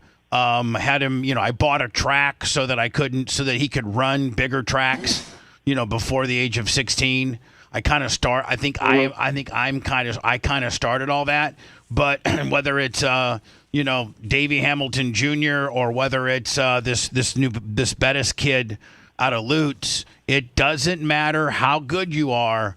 You gotta, if you're gonna make it to NASCAR, it costs you it's gonna cost you $15 million. And here's the deal. It sucks. It sucks because the Bettis kid and the Clay Harris kid and the Tyler Clem, 5 years ago, and all these kids that, their skill set should have them at that level, but because their daddies can't write $15 million, because it's $2 million for an ARCA ride, you got to do a year of that. It's $3 million, for a truck ride, you got to do a year of that. Now we're at 5. Then it's $4 million for an Xfinity ride. Now we're at 9. And then it's $5-6 million for a cup ride. Now we're at $15-16 million, and it doesn't matter how good you are. So, Bubba, wait a second. So if you win the truck series, that doesn't help you get to the next level. Nope. If you win the Nope. really, they don't care. Nope. 0. Nope. And that's the way it should be. If you win, not No, based hold on. money-wise. It should absolutely be that way. And I've learned the hard way. I even had friends that owned teams like Tony Stewart that said, listen, Bub, I'd love to put Tyler in something. I'd love to put Tyler in an Xfinity ride, but I'm at that point, I'm losing $4 million from a guy that wants to write me a check to put his kid in it. So I just feel really bad for the Bettises and for the Danny Sams and the Nick Snyders and the Seth Gearys and the Tyler Clems and the Clay Harrises and all these local kids that are in between 15 and 24 that are they all have the skill set to be the next level.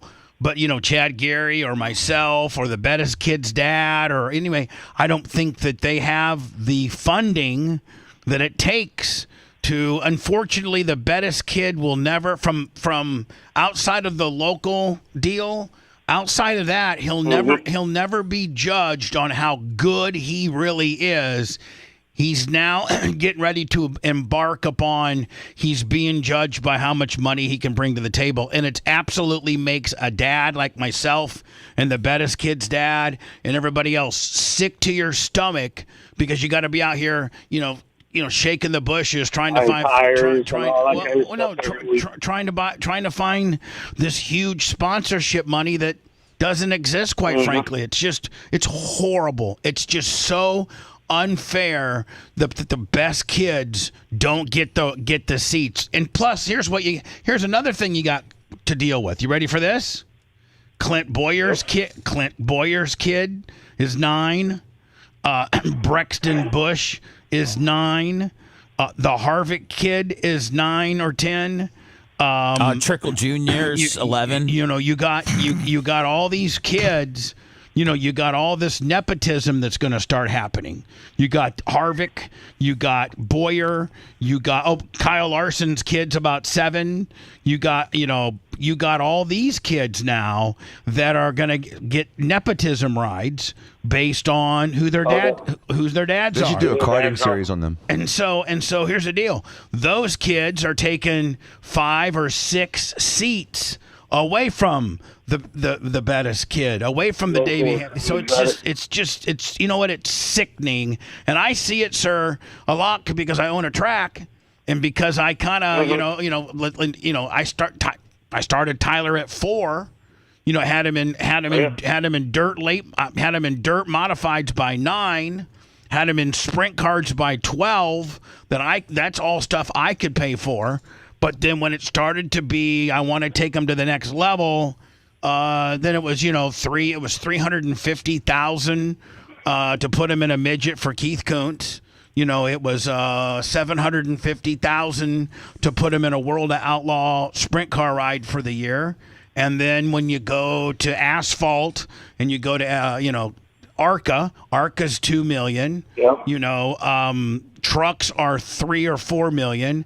Xfinity's $4 million, and a cup ride $6 million. So, here's this Bettis kid, unbelievable talent, good-looking kid, works out, in shape, beautiful smile, great on the microphone, great on the kid's money, and money is going, and unfortunately, instead of ability, money will control where this Bettis kid The guy goes. that won the Coca-Cola, they said he was from Florida, the Ross Chastain. Is that how he came up? Yep. Oh. Money. Yep. Yep. So anyway, his dad's one of the largest watermelon farmers in all of Florida. Oh. Oh, yeah. All right, hey, listen, man. If you know the Bettis kid, tell him he's on my radar. I'd love to see him at my track one of these days. I really would. All righty, I sure will. Appreciate it. But that's what sucks. I mean, like, NBA isn't like that. You can't be some, guy that your dad writes a check. Next thing you know, that gets you on the University of Florida basketball team. Yeah, they're writing checks to you now. You're not writing checks to a university or to. I mean, yeah, you're right. They're giving you the cash. You're getting the NIL, which is completely a completely different template than what racing's turned into. I mean, racing's turned into your dad writes the check. We'll put you on a simulator that will get you decent enough to go out onto the track. And then we're going to milk you for, an ARCA ride. We're going to milk you for a truck ride. We're going to milk you for a Xfinity ride. We're going to milk you for a Cup ride. I mean, even the dirt late models now, the Lucas and those are all turning into rent rides. It's just it's ridiculous. Once you're successful though at that level, you can't stay in it without keeping. So paying. Here's the deal, like a William Byron, whose dad wrote a check to get him up there. Mm-hmm. Once you get up there for a couple of years and you've established yourself or won a few races or you've established, then it can turn into, they're paying you a couple million a year. But you got to invest $15 million and be able in order to be able to one of the in a year or two. At the cup level, I think you're only probably having to rent it for 2 or 3 years, and then if you're good enough, like the Carson Hocefer kid, whose dad owned one of the largest jewelry and pawn shops in all of Kalamazoo, Michigan, and by the way, Tyler used to wax.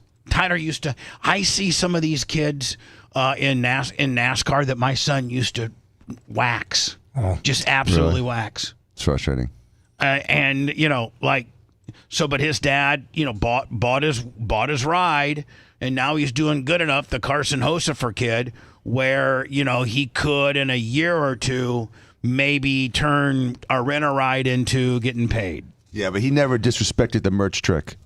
The merch trick. What do you mean? Trick. That's what started the whole fight. It was. I'm not trying to dog on your son, dude, but his inability to keep his cool and to be calm in the pocket and be a professional at the most critical times is the reason that he's not one of the reasons he's not driving. Well, no, he didn't. His girlfriend, he couldn't. That's what I'm saying. They couldn't hold their stuff together. Yeah, I mean, listen, that ship has sailed. I know, but he had 2 sailed. opportunities and he blew them, and it's a shame. Hello, who's this? That's even better. Oh. So everybody's been talking about is it the Prime Minister of France? Mm-hmm.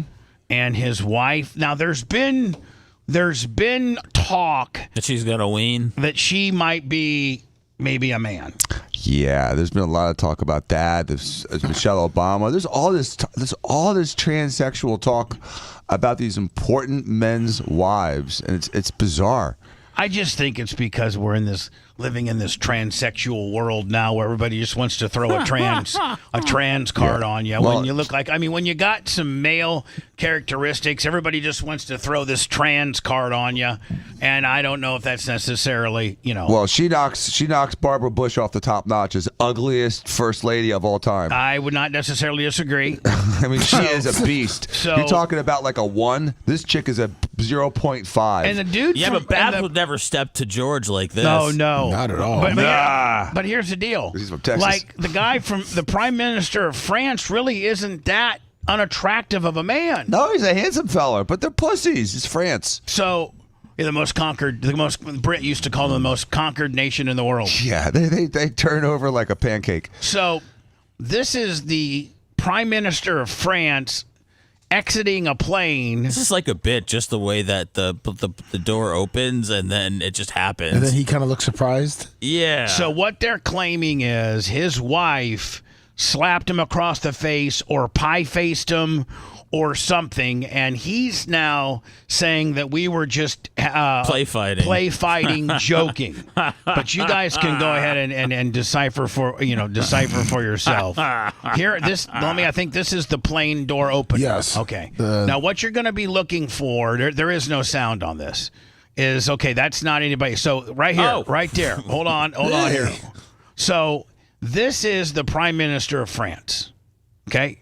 And his wife is wearing a red dress. And we'll find this out later down the video.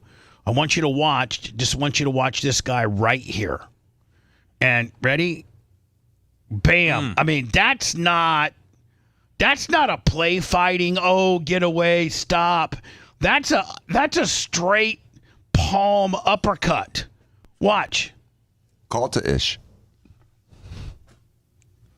Bam. That's battery. And then look, he's got to flip back into I'm the president mode. I didn't just get, it breaks it down. Ready?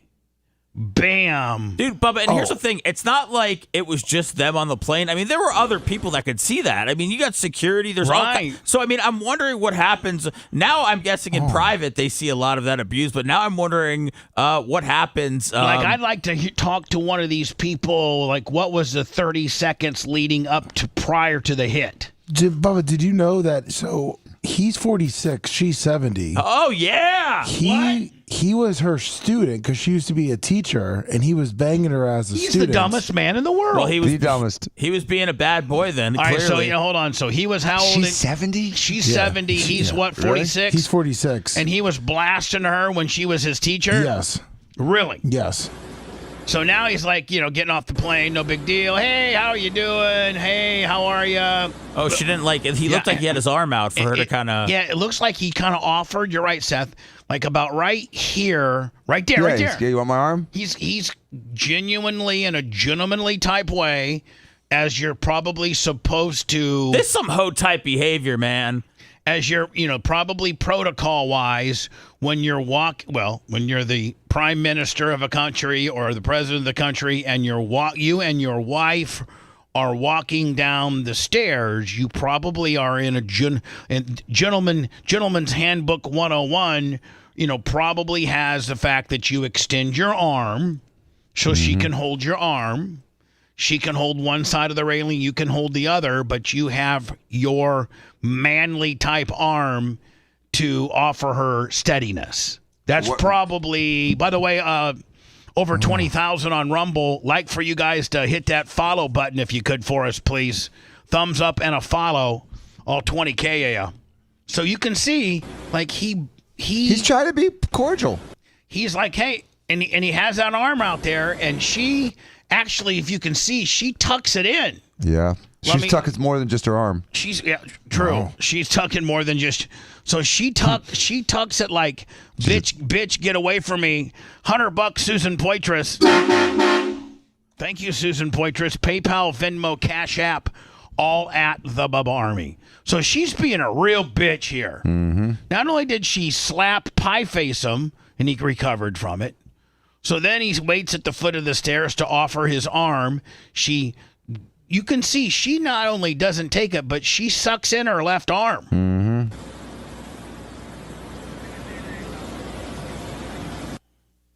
Yeah, so he was 15, she was 39 with 3 kids. One of her kids was in his class. That's disgusting. And he was blasting her. And then they got married? So hold on, let me see if you can walk me through this again. He was 15. Yes. She was 35. 39. He was 15. She was 39. Yes. One of her kids was in the class. Yes. And he was blasting her. Yes. That's like a lock-in. The lock-in. And that's 100% a wig, right? And people aren't asking questions. Well, it looks like in France the age of consent is 15. Oh, okay. Even with a teacher? Even with an old bag? I guess it's not that big of a deal. Emmanuel Macron, is it Macron? Marcon, yeah. Marcon. Yeah, is it Mark? What is it, Mac? It's probably Macron. Macron, yeah, I don't know. Emmanuel Macron. Macron. The little bitch ass pussy that runs France, explained the slap from his wife by saying we were just fooling around.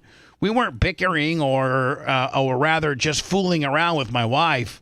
But to my surprise, it's turned into some kind of planetary catastrophe.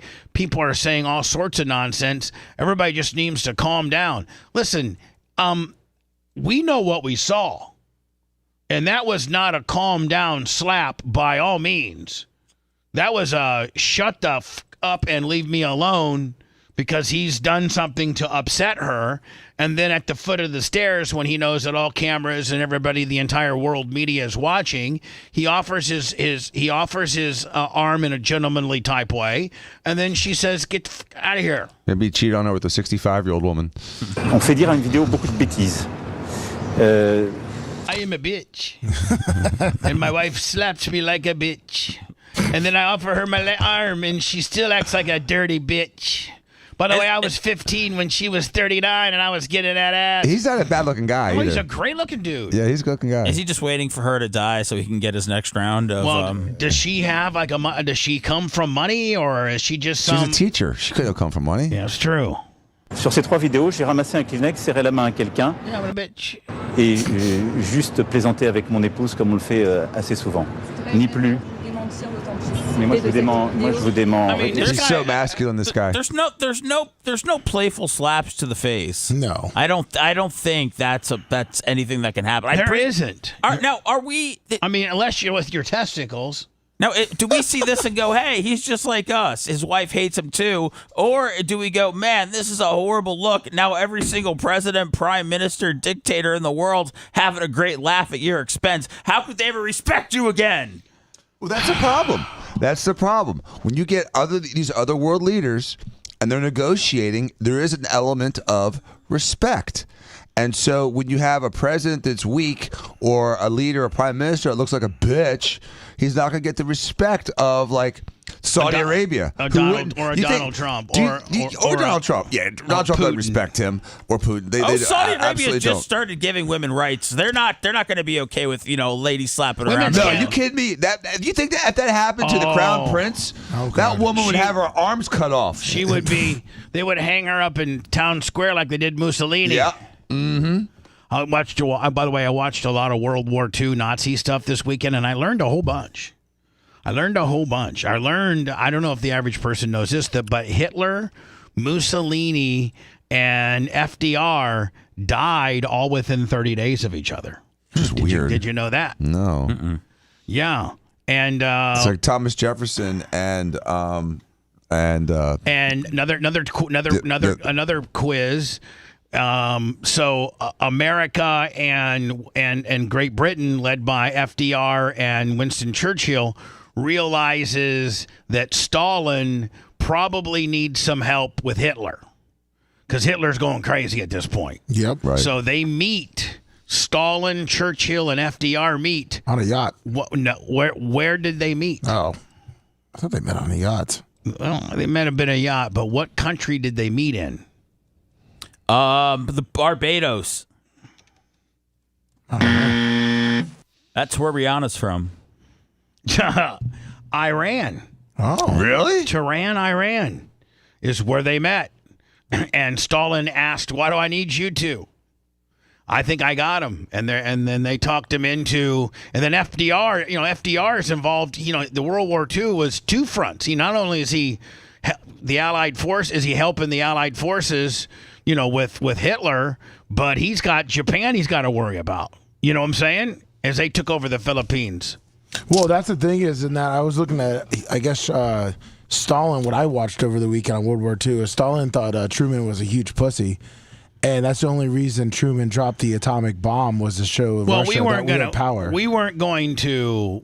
We were so thin, and we needed to put an end to this damn thing. Because but that Stalin was going to be start helping us against Japan, and Stalin was like, I was going to help. You didn't need to drop the bomb, but because Intel was saying that Truman was a pussy, that Truman was like, I need to show I have power. What was dropped first, Hiroshima or Nagasaki? Well, the little bomb, the little boy. Okay, which one?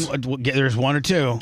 Nagasaki. Hiroshima was dropped first, killed 80,000. And then Nagasaki dropped second 2 days later, 75,000. And once we started flashing people into the side of to the side of cement, when they said we have got to give up on this deal. Yeah, and then Stalin was pretty upset. And so here's what I learned that I absolutely, positively now am officially, like I'm officially a huge George Patton fan. General Patton. Yeah.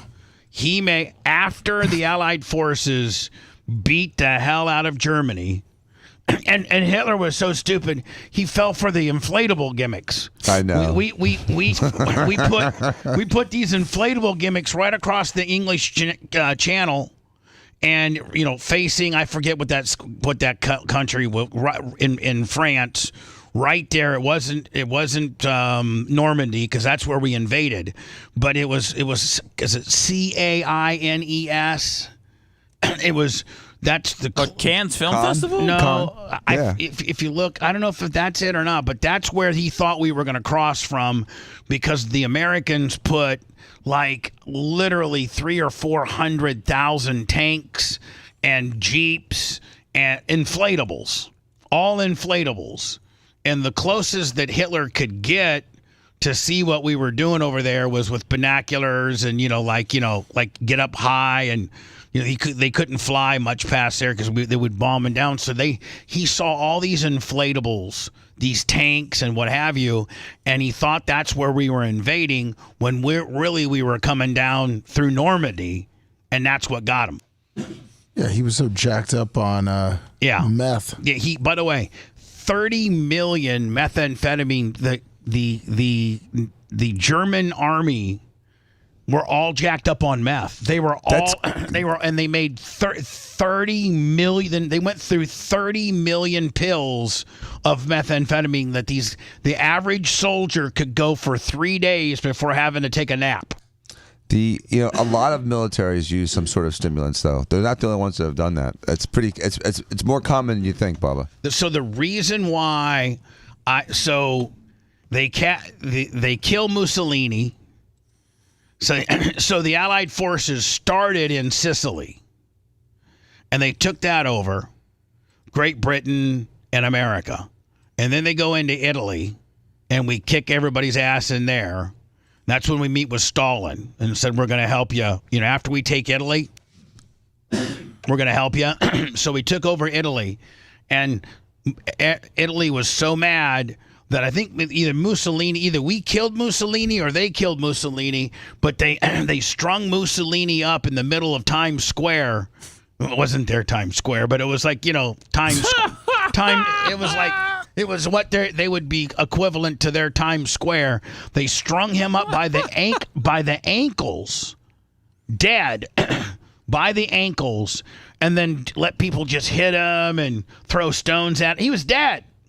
So Hitler was so freaked out about this. That's when Hitler blew his, and Hitler knew we were coming. Neil Malpazier, $100. Hitler knew we were coming with Stalin to take over Germany. That's when he's in the bunker, and he took the cyanide pill and blew his brains out because he knew they said in the article that he didn't want strung up and be made a fool.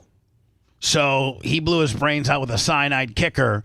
But here's what the best is. So after the Allied forces in Russia come in and take over Moscow, and so now Germany's lost. They're done.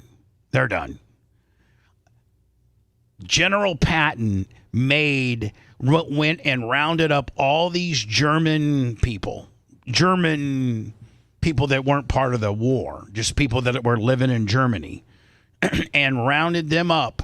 And when they found American soldiers and British Allied forces, they found all these concentration camps where these people were within a day or two of dying, like they were stacked on top of each other, like they do the El Salvadorian prisons, Lemmy. Yeah. Except a normal man weighed like 85 pounds and he was ready to die. And he had, they found all these concentration camps, and they're like, oh man, they started administering medical help and getting them food, and they immediately rounded up all the German guards and put them in prison, and that was part of the Nuremberg trials. But Patton didn't want any German deniers, as if, oh man, why did you kill Hitler? Because he never did anything to the Jews, or he never did anything like that. People would say that. There would be a portion of people in Germany that said they don't believe. I mean, hell, in today's society, they still say it. We still say it. Mm-hmm. There are still people that are Holocaust deniers. Patton had his troops go into Germany and at gunpoint put these normal people with their kids on these big trucks and drove them out to the concentration camps and made them look at what Hitler had done. And made some of them clean up stuff too. They put them to work. They put them to work. They put the men to work. Yep. They made them like move the dead bodies and bury them and do all that stuff. They did. They threw it right in their face. And this is what you had going in your backyard, you a-holes. How could you let this happen? And that was all because of Patton. You know what else he did? Patton was like, I'm not going to let the average person in Germany be able to say that they didn't know what was going on, round them all up at gunpoint, but truck after truck after truck, and bring them out here. Mm-hmm. The children and kids can go back, and the men are helping us clean this mess up. Yep. That was brilliant. Two other things he did that I had a lot of respect for. He let the prisoners go off on the guards in some of the concentration camps. He did.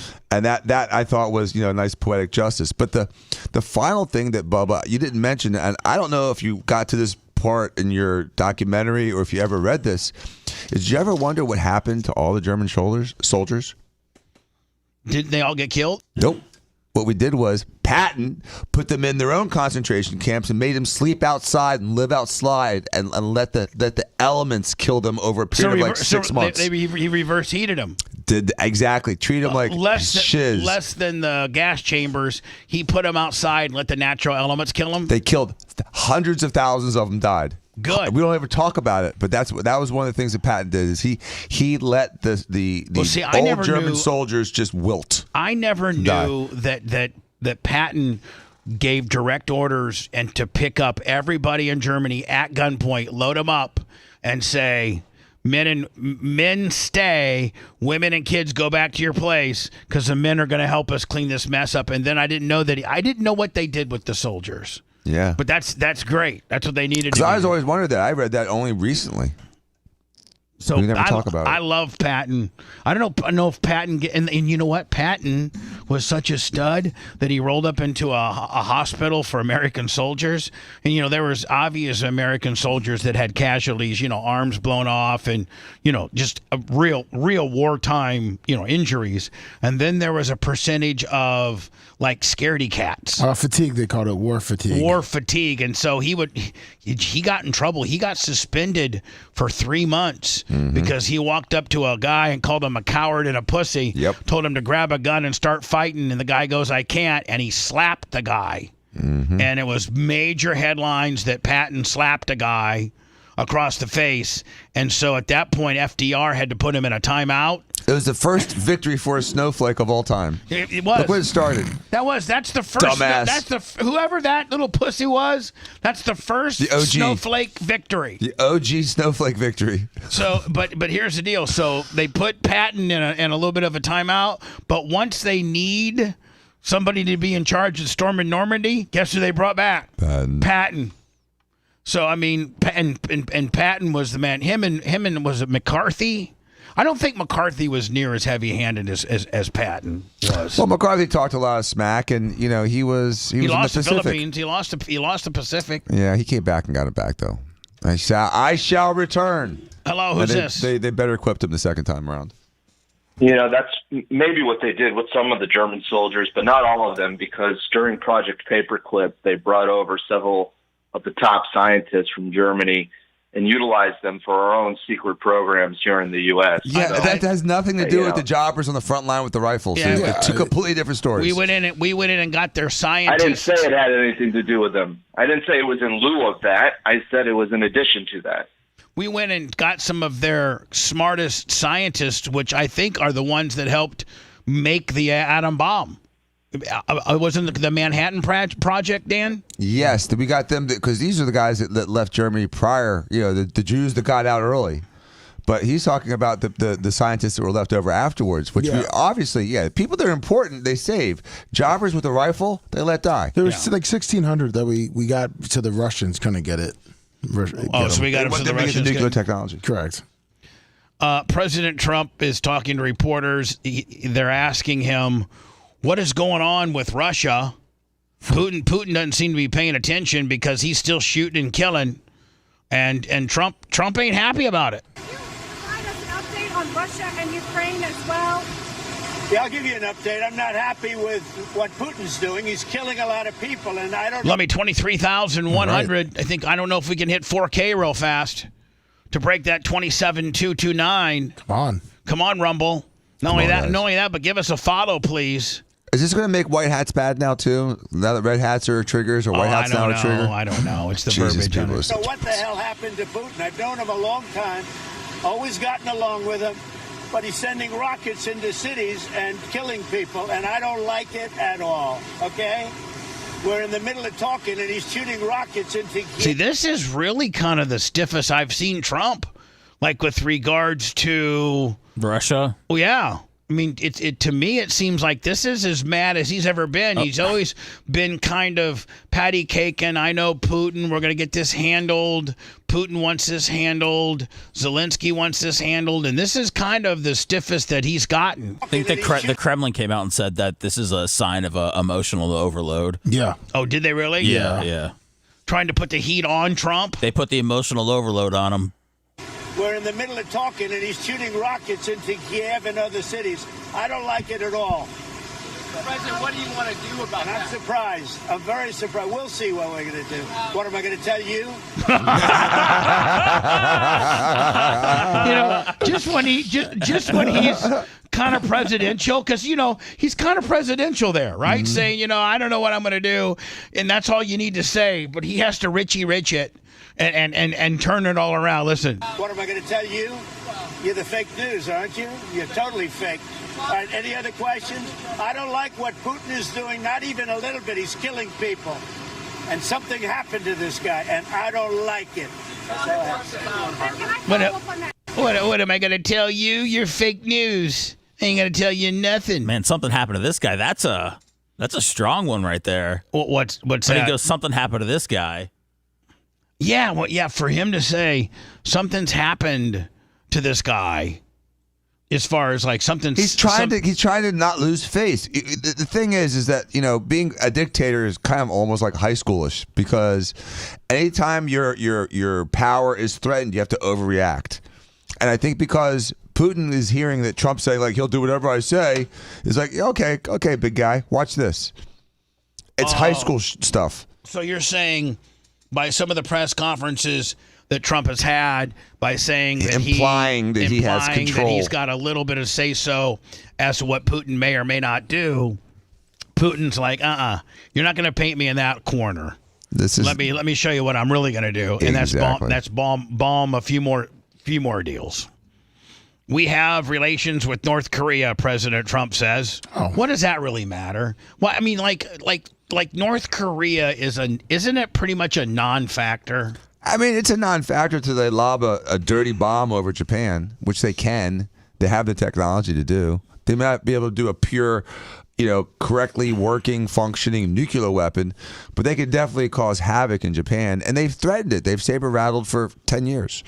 And they've also got, they have like Russia and Russia kind of China. Kisses their ass a little bit. Yeah, they're like they play around with North Korea to make us, I think, a little on edge. Yeah, nervous. With North Korea and with Kim Jong-un. I have relations with North Korea and with Kim Jong-un. I got along with them very well, as you know. I think I stopped the war.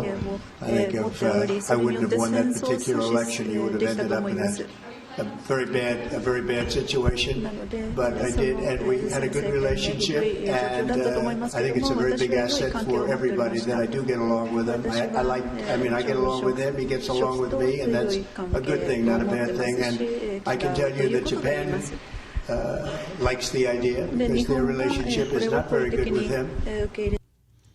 Well, I mean, so does he? It was a big deal when he went over there his first term, man. Isn't he the only president to have gone there?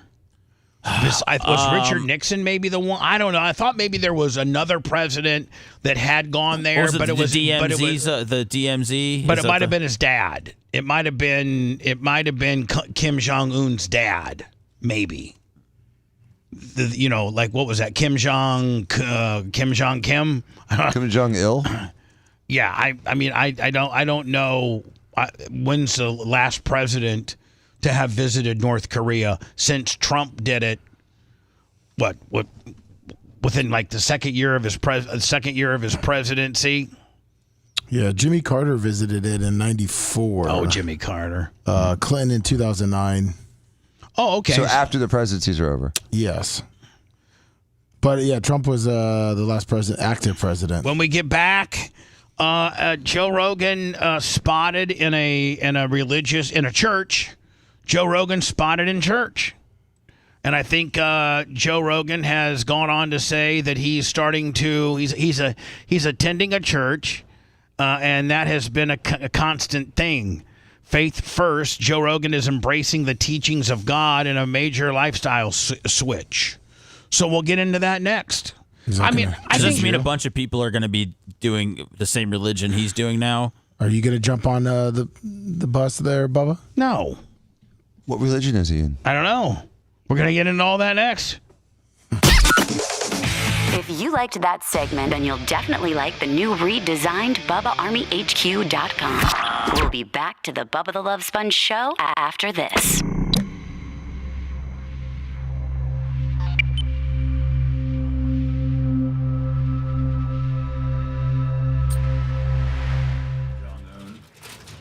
He arrested those 4 people though that had messed up the boat. What? Oh, Kim Jong-il arrested the 4 people. He arrested them? Yeah. Yeah, right. They're dead. Can you send me that article? Yeah, let me get it. They got to be Here's the dead. deal. Let's be honest. There's no arresting in North Korea. Not for that. He said that was a national embarrassment. Yeah, because they had the fucking thing all ready to go and mac it out. And he said it was like an act of terrorism. That's right. Don't fuck with him. I'd rather run away than be on his nuclear team.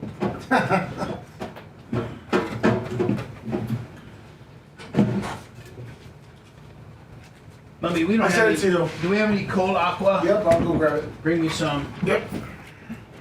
Put some in the fridge. Thank you so much. Thank you so much. Thank you. No problem. My little lover. Okay.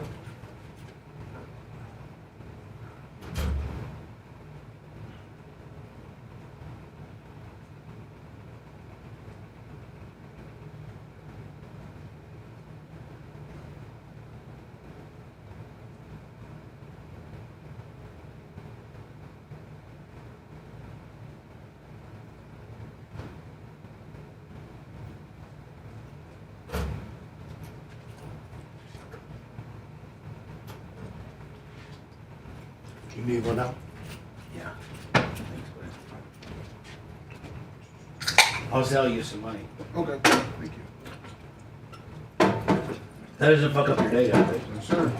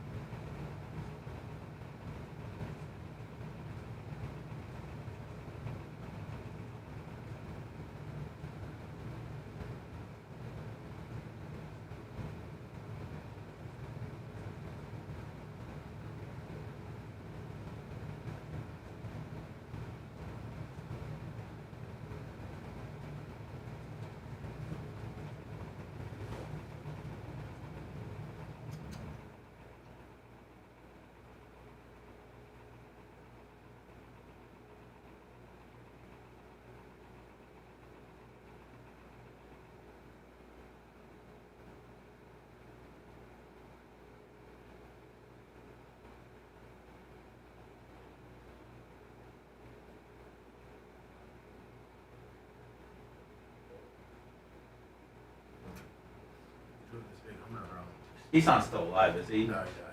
He was old.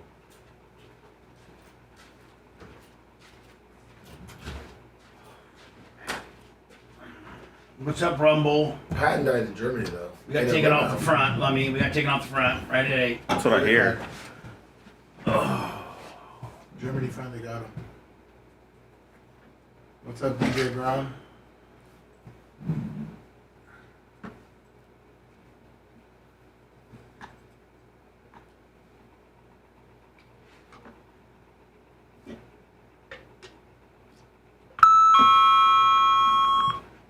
Lummy, where do you know on the Stage Steel show where she brings in where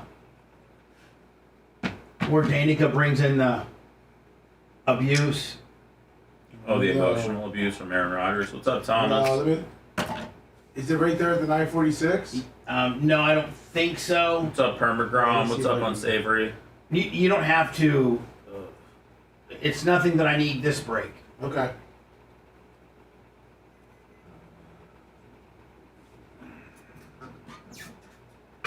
Anybody see that? Anybody seen that show Last Take online? What's up, Big Red? What's up, LM? No. Oh shit. Oh shit, Lenny. I started watching Earnhardt. I have to play.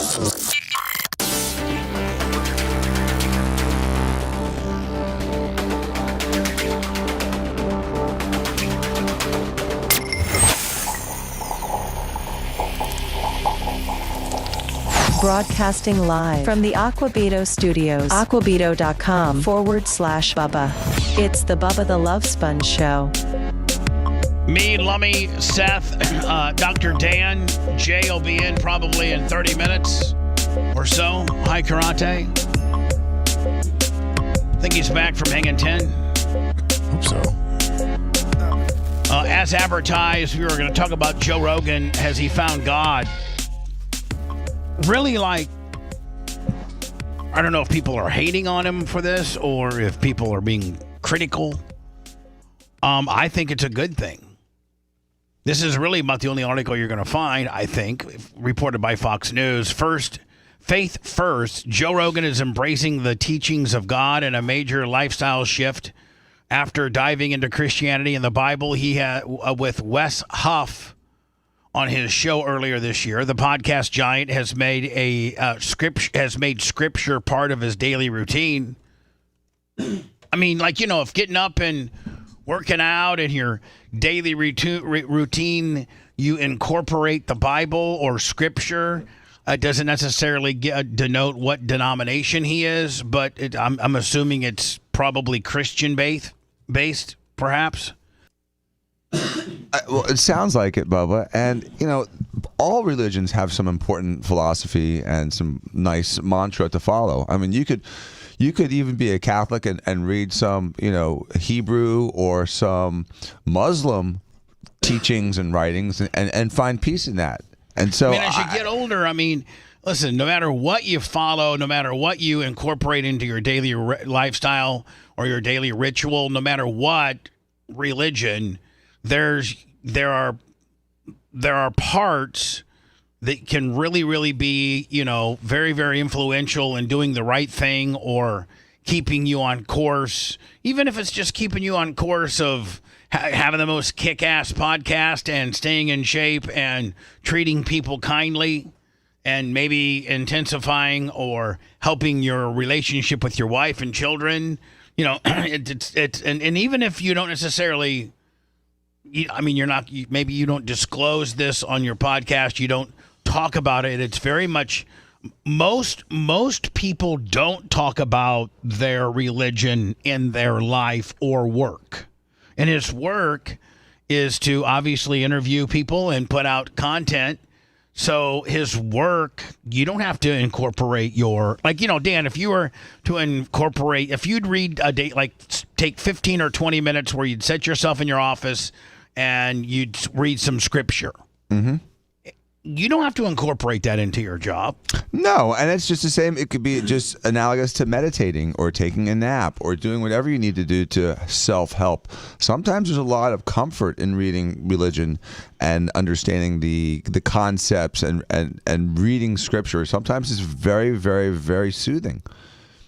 I attended church when I was married to Heather. It meant a lot to her that we take the kids. She had such good morals.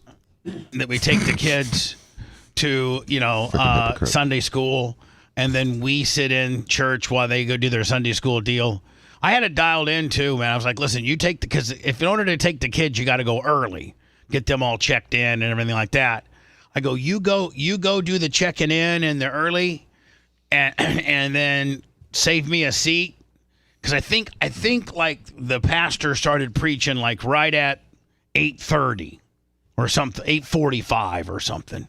It's like 8:45 till 10. Like it was an hour and 15 minutes. Did you have a parking pass for the front row? No, but you could in the back, there was this little known parking lot in the back where you could kind of park back there and then sneak in.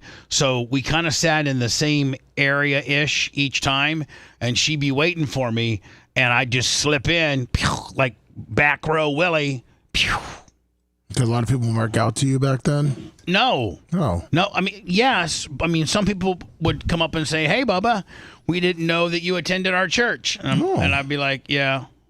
No. I mean, I'm not necessarily. I mean, I was. How much did you contribute? I'd put in like 100. Wow. $100 bill. For the collections? Yeah. I mean, which wasn't 10%, but I figured a hundo. That's good enough. Right? I mean, a hundo. Right. So. And tithing was around. People that talk about tithing, that was around before there was taxes. Tithing in the back in the day was to help keep the church alive so that they could help the poor. So I think tithing is necessarily the appropriate thing. I had a huge amount of respect for Pastor. His name was Pastor Walter, and I just had he was from Alabama. It was St. Pete Baptist right up here. Seth, you probably pass it. When you drive on Gandy, you probably pass it a lot. Oh, I cross myself each time I pass by. Yes. Is it Southern Baptist or is it First Baptist? First. It's First Baptist. But I mean, he would incorporate things like, he was a big Alabama fan. And he would incorporate like, Heat with the Gators and anyway, he was a good pastor, and I could sit through his stuff because he did read the scripture and he did incorporate it, but he didn't make it like he made it fun. Did you ever say Jesus Christ is my Lord and Savior? Yeah, I don't know. I may have said that a couple times here and there. I mean, not necessarily knowing what that means. Not knowing. There's a lot of complicated words in that. It's a small print. No, I don't think. I mean, I don't know if I've said that or not. You probably have. Have you accepted Jesus as your personal Savior? I don't know. I don't know if Are you open to it? Not really. Can we baptize you? No. Even without walls, like they were trying there, Pastor Randy. They've all tried to get me to say those words and get. I've never been baptized. Even as a kid, you were baptized? No. Really? I've never been baptized, and I don't want to be baptized. What if Dion wants to baptize you? In the lake back here in the pond. Sponge. With the bass. Sponge. When you get next year, when you get more rainy season, because that pond's looking pretty thin right now. Why don't you come over? By the way, Dion's got an unbelievable pond. Yeah. I mean, you could wear your Bubba Army shirt if you got baptized. They don't make you take your shirt off. That's true. Here's the deal. The reason why I don't get baptized is because I think I'm going to be held to a different standard once I get baptized. How's that? Is that how Hogan now is? Has he got baptized? It's hypocritical. That's the ultimate form of accepting. That's the ultimate form of being all in on religion. I mean, unless you're like a minister or a priest or something like that. But that's the all in is getting baptized. That seems like the least. It's just that first step. As a non-pastor spreader of the word of God, and you're just a normal consumer, that puts you all in. Right? You can't turn back from that. You can. Yeah. I growing up in the church, I'd see this guy, these people that would always get baptized. You'd see him like 4 or 5 times a year. And Bubba, you get baptized as a Jews get baptized. You don't have to say Christ. You just said God. I don't want baptized because you know what? Die from original sin. I don't think that whoever keeps score, whoever that person may be, that spirit may be, that higher being may be, I don't think that I think you potentially might go to a better place or a not so good place. I really just think when you're dead, you're dead. Come on, brother, come with me. No, I'm not, brother. It's vincible ignorance, Bubba, and so it's what is not forgiven by God. So if you know that you should be baptized and you don't get baptized, like okay, so let's go 200 years ago. You take some guy that's that's literally like hunting antelope in Africa, has never seen a white man, has no idea of civilization. God can't fault him for not going to church on Sundays. For being baptized. He didn't know any better. He doesn't know better, and he didn't have the opportunity to know better. His ignorance it's impossible to correct. Whereas you take someone like you, Bubba, I hate this topic. you know what the right answer is, and you're choosing not to follow hold it. on. The right answer. So God's going to be like, I I strike thee. I disagree that God's that heavy-handed. I think. Have you not read the Bible? I think God. No, I haven't read the Bible. I know Corinthians 1:13. That's all I know. So listen, dude, God had people go kill their kids to prove that they God, them. God has he's softened up. Okay. Listen, after the whole patent thing, once he been hanging out with Santa Claus or something. if God hasn't softened up, then the whole current generation's dead.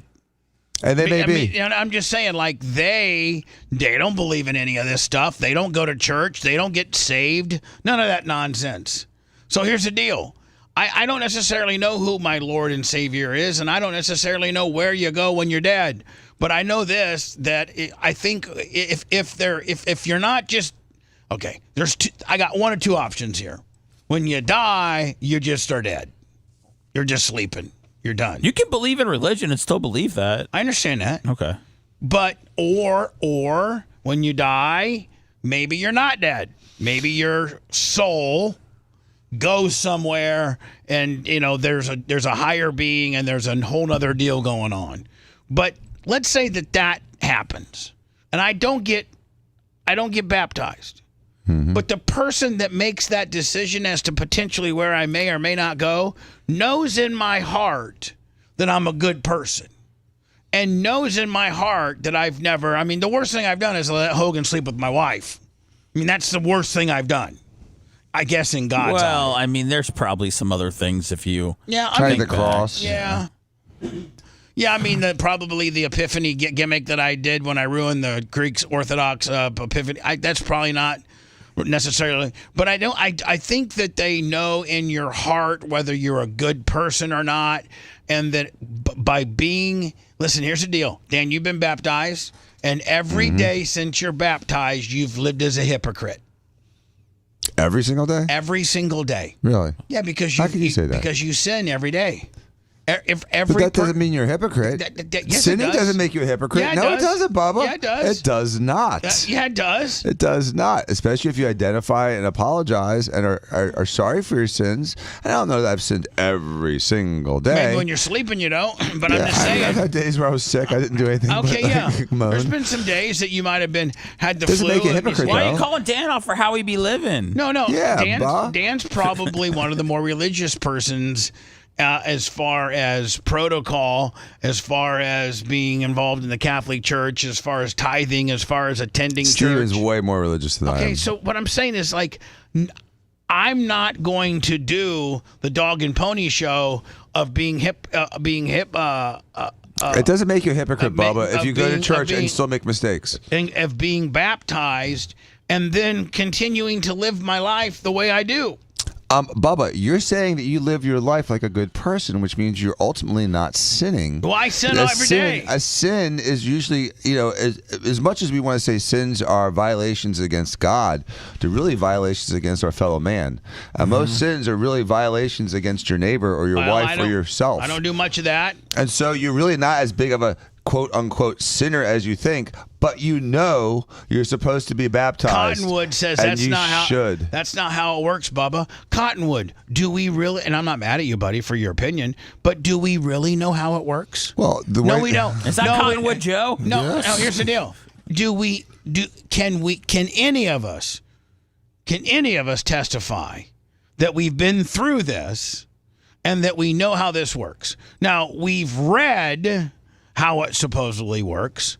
We've been told by preachers and men and women of God as to how this works. And those people that die and come back to life, they normally see God. They see something. But we don't really know how this works. And religion, to me, is just a guide. And I don't want to say is just and make it non-significant, because it's a very significant thing. There's hundreds of millions of people that do believe in religion, and I'm not saying that I don't believe in it. I just don't think that you have to go through all these hoops and dog and pony shows in order to be a good person. And neither did Jesus, Bubba. And one of which is being baptized. But Jesus said organized religion is crap, and I don't disagree with that. But he still thought baptism was important. Okay, well, maybe right before I die, I'll get baptized. Oh, yeah, but baptized just as an illustration of faith in Jesus. Or just God himself, because Jews get baptized. Hello. It's an opportunity to work on weaknesses. Hi, Bubba. Yeah. Hi. I'm a born-again Christian. I'm in New Jersey. I just want to say God bless you, everybody on the staff. And secondly, I don't want anybody mad at me. This is just my belief, and I'm not. I hope I don't get a whole bunch of people in chat and a whole bunch of phone calls of people that are mad at me. I'm just giving you my opinion. That's it. Please don't anybody get mad at me about it. So go ahead, sir. I'm sorry, sir. I know it's your show. I don't want to bring this show down on a downer. I'm a big time listener. I'm a born again Christian, and I agree with Dr. Dan about there should be some basis in the baptisms and stuff like that.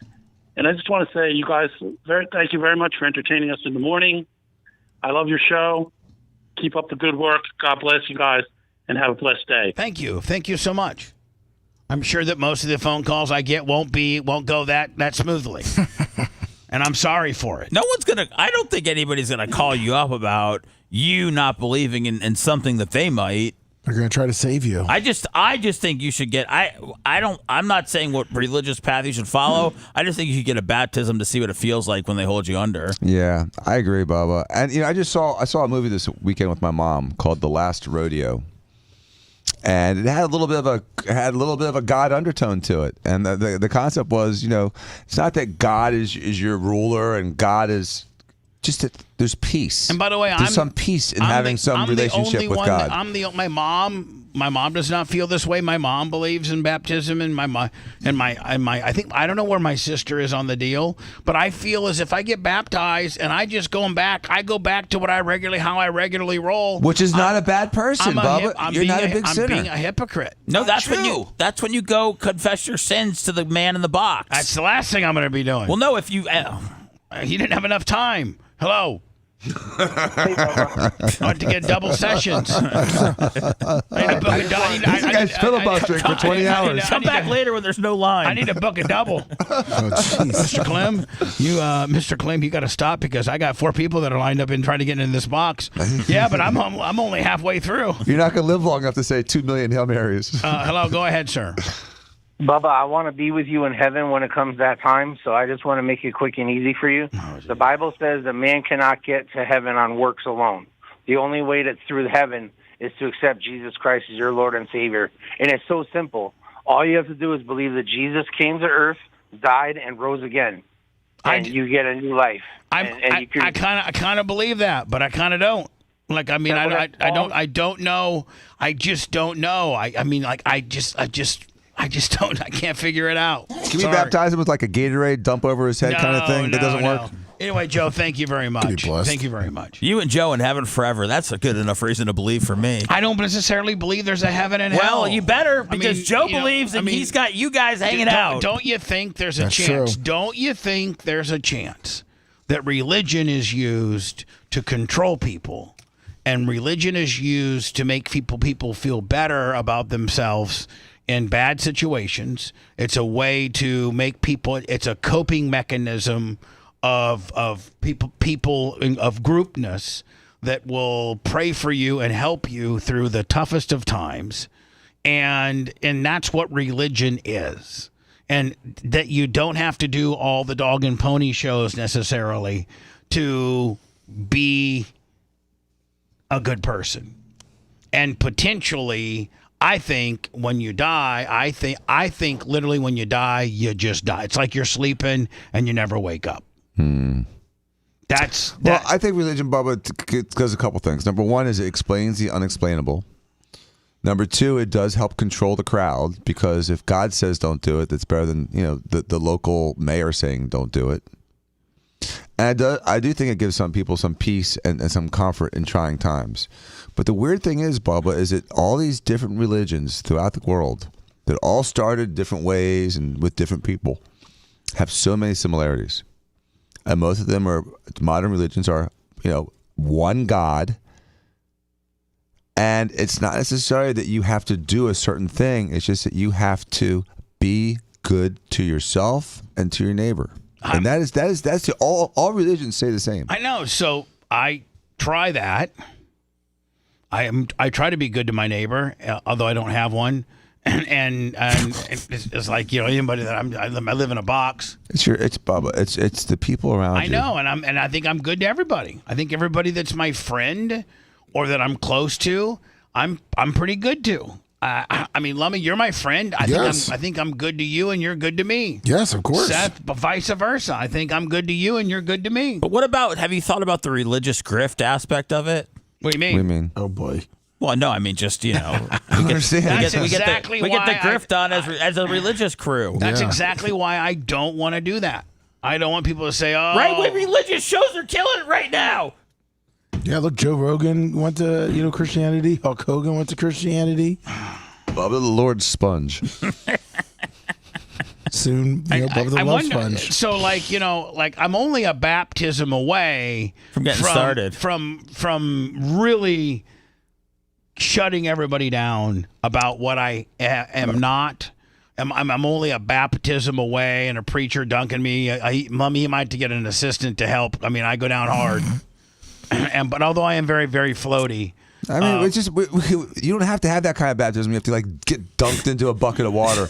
You can just take a little water and put it on your forehead. That's all it takes, bro. You don't have to get soaked. We need a good body of water, Dan. I think really. We'll put him in the Gulf of America, but still, Bubba, it doesn't take that. It just takes a moment of you saying a few things and a little bit of water and someone with the authority to do the baptism. And I think really any Christian should be able to baptize another Christian. I don't know how it works in the whole Jewish thing, but I'm just Seth, saying. Can you tell us? I just You're baptized. I'll take a dip.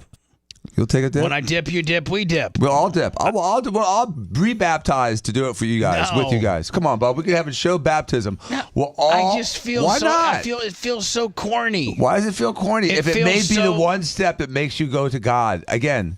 If you don't know, it doesn't matter. But you know, and you're defying it. And I so know that what. You know you should be baptized. No, for what? Nobody can prove to me that being baptized is your gateway to an afterlife that's better than just sitting there in my urn all burned up. It's not, Bubba, but not being baptized is a roadblock. Being baptized doesn't give you carte blanche. But not being baptized, you're supposed to be baptized. Says who? All the modern religions. Says who? Says a book that's been written by a bunch of people that we don't even really know exist. The people who wrote it. I mean, do you really believe that we put two of each animal on a big ark and it floated? No. I'm talking Old Testament Fantasyland stuff, okay? Well, hold on. You cannot not believe it. That's half of your religion. It's Noah's Ark. Noah's Ark. You're going to put all religious validity on whether or not Noah's Ark really existed? There's a bunch of stuff. You mean to say that I don't believe in the Old Testament is very non-religious in itself? So you're out on Noah. You're completely out on Noah's Ark, is what you're saying? Yeah. Okay. Are you kidding me? And there was no King David. There was no Jews in Egypt. All that stuff happened. I don't know. I don't know anything about that. I just know that you can't find build an ark that's the size of the Titanic with no saws and no like Well, you don't know what kind of. I mean, you weren't Tim the Toolman Taylor or supervising them back then. They got it done. But when God said that's coming 40 days, 40 nights, you got to get ready. Yeah, you'll figure it out. And they had aliens helping them back then. I don't know. I just when I roll around trying to be a good person, I believe that potentially there's a higher spirit. I can't figure it out. I'm not going to get baptized. Well, Unsavory says this is the devil talking in you right now. Oh, am I going to start talking in tongues? No, the devil is not going to have you speak in tongues. I don't even believe that there is a devil. I mean, like, but that's what the devil wants you to think. That's why you're saying it right now, because the devil's in there. Fall into the trap, Bubba. Jay's mic is on. I don't even know. It's kind of funny, but because even though, like, is chat killing me? No, they're being very measured. I think is it weird that kind of feels like most of the people around you do believe in something? I'm getting all ganged up. Left out. I'm getting. I'm on my own island right now, fighting every one of you. Yeah, but on Bubba Island, man, there's water all around you. Just dip in it, man. Just dip in it and say, "I believe." I believe. Okay, then that's all it takes, Bubba. Because here's the reason. I believe in what? You believe that there's a original sin and you want to get past that, because you knowing about it and ignoring it is an obstacle to you getting into this heaven that you aren't sure exists. Neither do you. You're the smartest guy I know. But you know what? You're the smartest guy I know, and you can't tell me for real that being dead isn't nothing more than just sitting there and being asleep like you are normally. You cannot, for a fact, tell me that heaven exists. But you can't say it doesn't, Bubba. Exactly, number one. Number two, I can't tell you for a fact that Macron's wife is a woman or a man. I can't tell you that. But what I can tell you is that I believe in God enough to not say I don't believe in God. Well, here's what I'm sense? saying. I'm hedging my bets on there is. It's so easy to believe and live a good, clean life. Here's my thing, Bubba. I think what you're trying to say is what I could say about myself, and that is I'm a faith-filled guy who doesn't believe in the dogma of the Catholic religion. It drives my mother crazy. I don't feel like I need a pope to absolve my sins. I don't feel like I need some administrative body like Seth is saying that uses power to control people. But I feel that having faith in something provides you a little bit of a North Star to try to be a good person. I try to be a good father, try to be a good boss, try to be a good brother, try to be a good son, try to be a good neighbor. Now, do I falter? Of course I do. I make mistakes. I'm probably irritable. I'm probably short with people. I probably don't speak to people the way I should all the time. But at the end of the day, if I make mistakes, I apologize for them. I have faith that there's a reason why I'm blessed with the gifts that I've been given, despite the mistakes that I've been made. And yet I don't feel that I need to go on Sunday every day. But I do understand as people get older, whether it's Joe Rogan or my mom, we had a discussion recently and I said, I understand, Mom, now why you go to church. And it's the community. She's so old that she gets a community of people that support her and that see her daily. Skippy said, I shouldn't mock God. I'm not mocking God. I don't think you I'm were not at all, mocking Bubba. God at all. I'm for those that believe in that whole and how things work and how things went down and according to your scripture that you potentially, believe in and read. I'm not mocking anybody. You can believe whatever you want. I just don't know if it's the model that's been, shoved down our throat. I don't know. But what Danny's saying and Seth's saying is it doesn't matter whether you're a Jew or you're, a Hindu or a Christian all of the religions have the same kind of mantra, which is be true to yourself, be true to your neighbor, try to be good. If you're not good, acknowledge when you're bad and be better. And so I've been bad. I've got a bunch of friends that I go on this surf trip with in Mexico, and half of them are California guys. And not one of them has faith. And every one of them's in counseling. Well, I'm and not they don't in counseling. understand how the Florida conglomerate can make it through life without talking to somebody about their deepest, darkest secrets. And we're all like, well, I just talk to my friends and my wife about it, and I have faith. And none of them have faith. And so I just feel like You'd be lost without it. Yeah, well, I'm not lost. And, I have faith. I just don't know if it's the template that necessarily everybody conventionally goes by. But I think that if you just try to be a good person, I've had some moments that I've not been good, and I've been penalized dearly for them. I don't think being baptized and going through that whole dog and pony show necessarily is for me, because I feel as if the next day I would just be completely a hypocrite. And the minute I did something that's not very godly or considered a sin, then I'm, being a hypocrite. And I think the biggest difference between me and everybody else is I think that if there is a higher being, they don't judge you on whether you've been baptized or not. No, but they judge you based on what you they know in your heart, whoever this person is, they know that person that judges you as to where you potentially may go. If there is an afterlife, you can't lie to them. You can't bullcrap them. You can't have been mean to people and scammed people and robbed people and done bad things and say that you're, baptized and you believe in God and that Jesus Christ died for your sins. They'll see through all of that. But if you get baptized, God's not going to fault you for the Radio IO stock.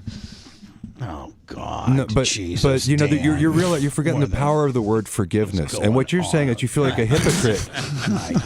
Golden tickets. But if you want to get philosophy, was it a Ponzi scheme? no, but if you think about it, if you want to think about it as once you get baptized and then the next day, you feel like you're a fraud or scamming or whatever, that just signifies that you know what you're doing is wrong, and you're looking upon God to be how better. About this? Right. Why don't everybody just stay in their lane? I'm staying in mine. You guys stay in yours, and stop worrying about my lane. Well, we love you. Your lane's dangerous. My lane. Listen, my lane's always been dangerous. But you can establish a new identity. Oh God! But don't you want to be in heaven with Joe? Yeah, No, you and Joe. No, not necessarily. With Joe. How about with Dan and me and Sethy? Yeah, I'll be with and you Lummy. guys. Come on, don't you want to have a little bit? Or maybe I'm just taking a dirt nap and I'm not going anywhere. Have you ever thought about that? Have you ever thought? Hey Jay, where's Bubba? He's composting. He's composting right now. They poured half of him on Ocala Speedway. We're flying around. Turn 4. He's in turn 2 and 4. We're playing harps and flying around, and you're just I'm getting raced on. getting raced on. If you want a deep dive into the Bubba the Love Sponge show from the past, go to BubbaArmyHQ.com. We'll be back after these words.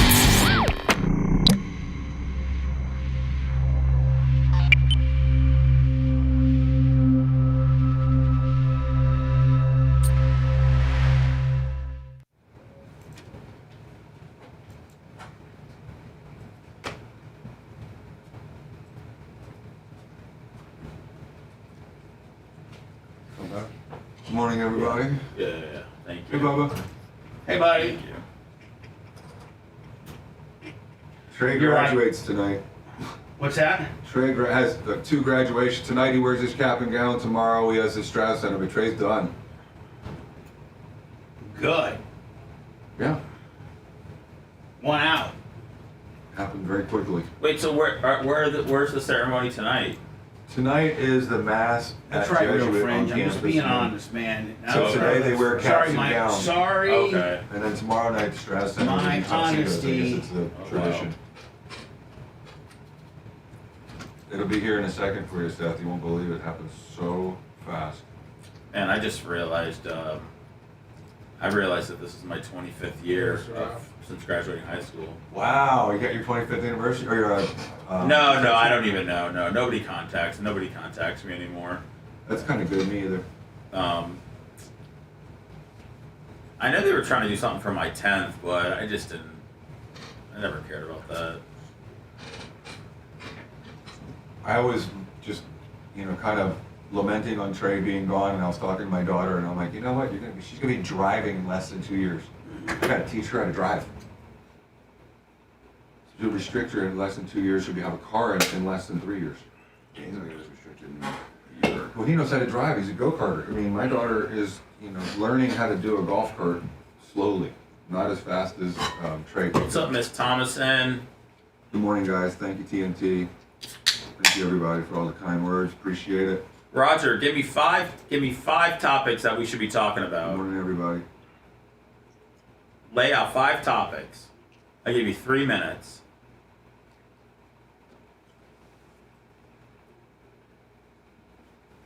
Yeah, Xerxes, fuck that. It's only 10 years, man. It's like not enough time. I don't think you have to either, Addison Miller, Senior.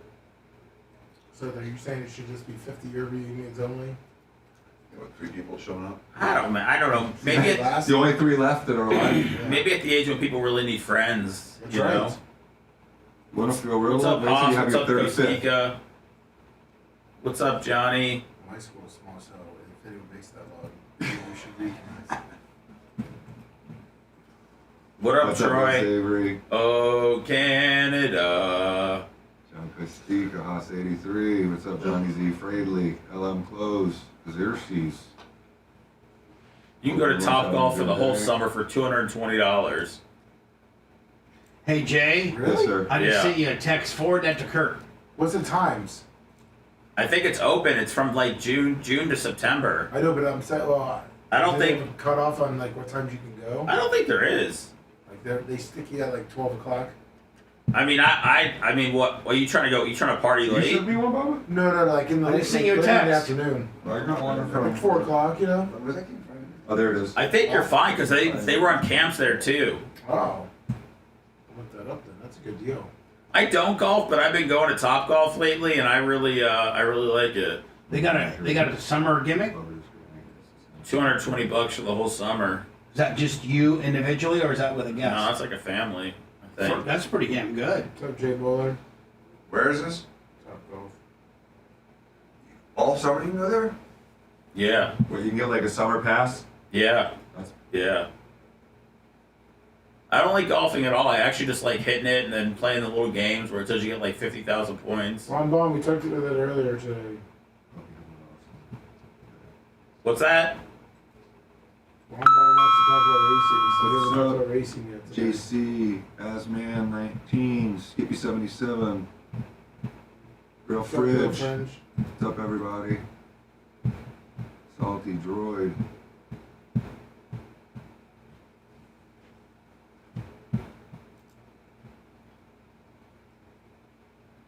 What's up, B. Thomas Gilson?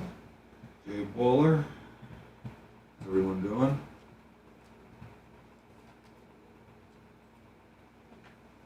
What's up? Johnny Fradley? Bowler. Jay Bowler. Top Golf is struggling. There's a bunch of them now, aren't there? What? Top Golf. You know, JC. We got one in St. Pete. The exact score, but it was 13.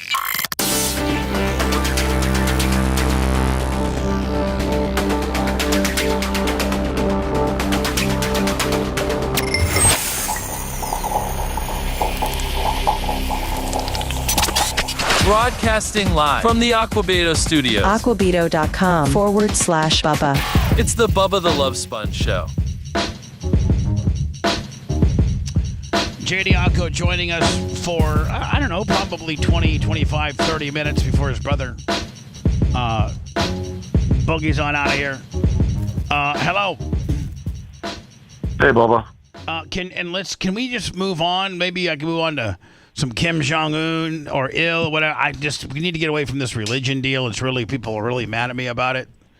And so. Can I just say something? Because I'm on your side. Okay, go ahead. So I like Dr. Dan a lot. He's a smart man, but he's wrong about being baptized is the only way you get to heaven. In Christianity, it's you have to believe that Jesus Christ was the Son of God. Yep. And that's the only religion in the world that believes that. You don't get to heaven by your deeds alone. So why would God create a religion where there's only 2 billion people in the world that believe in it, excluding 4 billion people on the planet from going to heaven? Well, not only that, but so there's so many different variations of how you can get to heaven. So you're saying I can get to heaven if I believe that Jesus Christ was the Son of God. In Christianity, the only way you can get in to heaven is believing that in Jesus Christianity. Christ was the Son But of God. meanwhile, if I was hanging out with Seth, Jesus was just another carpenter that was rolling around and died at a young age. So there's so many. Christianity is the only religion that you can't get to heaven by your deeds alone. I know. That's what I'm saying. I don't know which one to pick. I agree with you. Just be a good guy, and if God knows you and knows what's in your heart, and you get to heaven, He knows the problem you're having with your faith.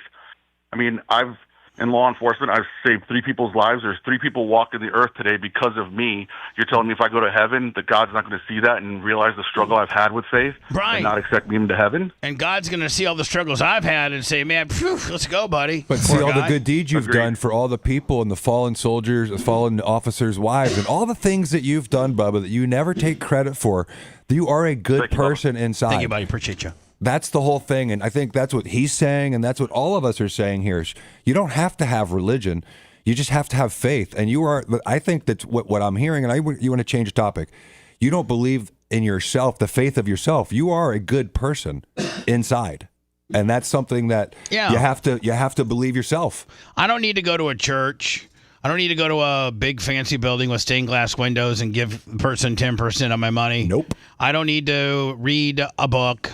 I just need to be a good person. That's it. And not, I'm just saying, be a good person. You're my friend because I think you're a good person. If I didn't think you were a good person, you wouldn't be my friend. And so it's like one of those things. It's like, and Christianity is hypocritical in the fact that if you're a good person, they say you go to a good place, but they don't put the baptizing. Why are you putting a baptizing gimmick in there for me? Like, being a Christian in itself is forgiving those that have done you wrong and turning another cheek and all that, all the great things that you're supposed to do. Well, okay, let's say I do all that, but I didn't get the final. My God would forgive you for that and say it's okay that you didn't get baptized, Bubba. You've done a lot of good things in your life and you've tried to be a good person. Kim Jong-un, he probably ain't going to heaven. Nope. Different standard. So North Korea arrests 4 over